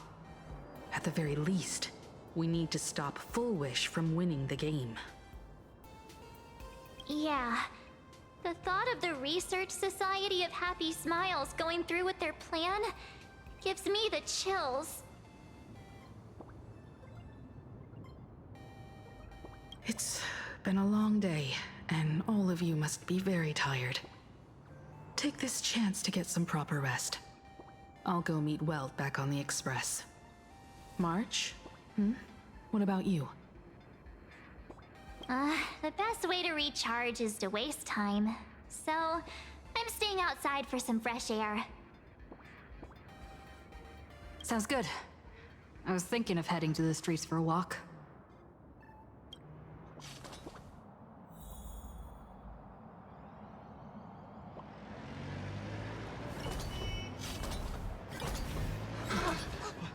What was that? Did you hear that? I don't know what's wrong. I know.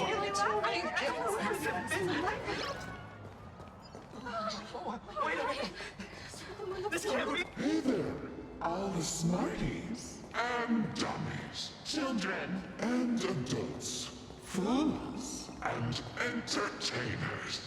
Can you all hear me?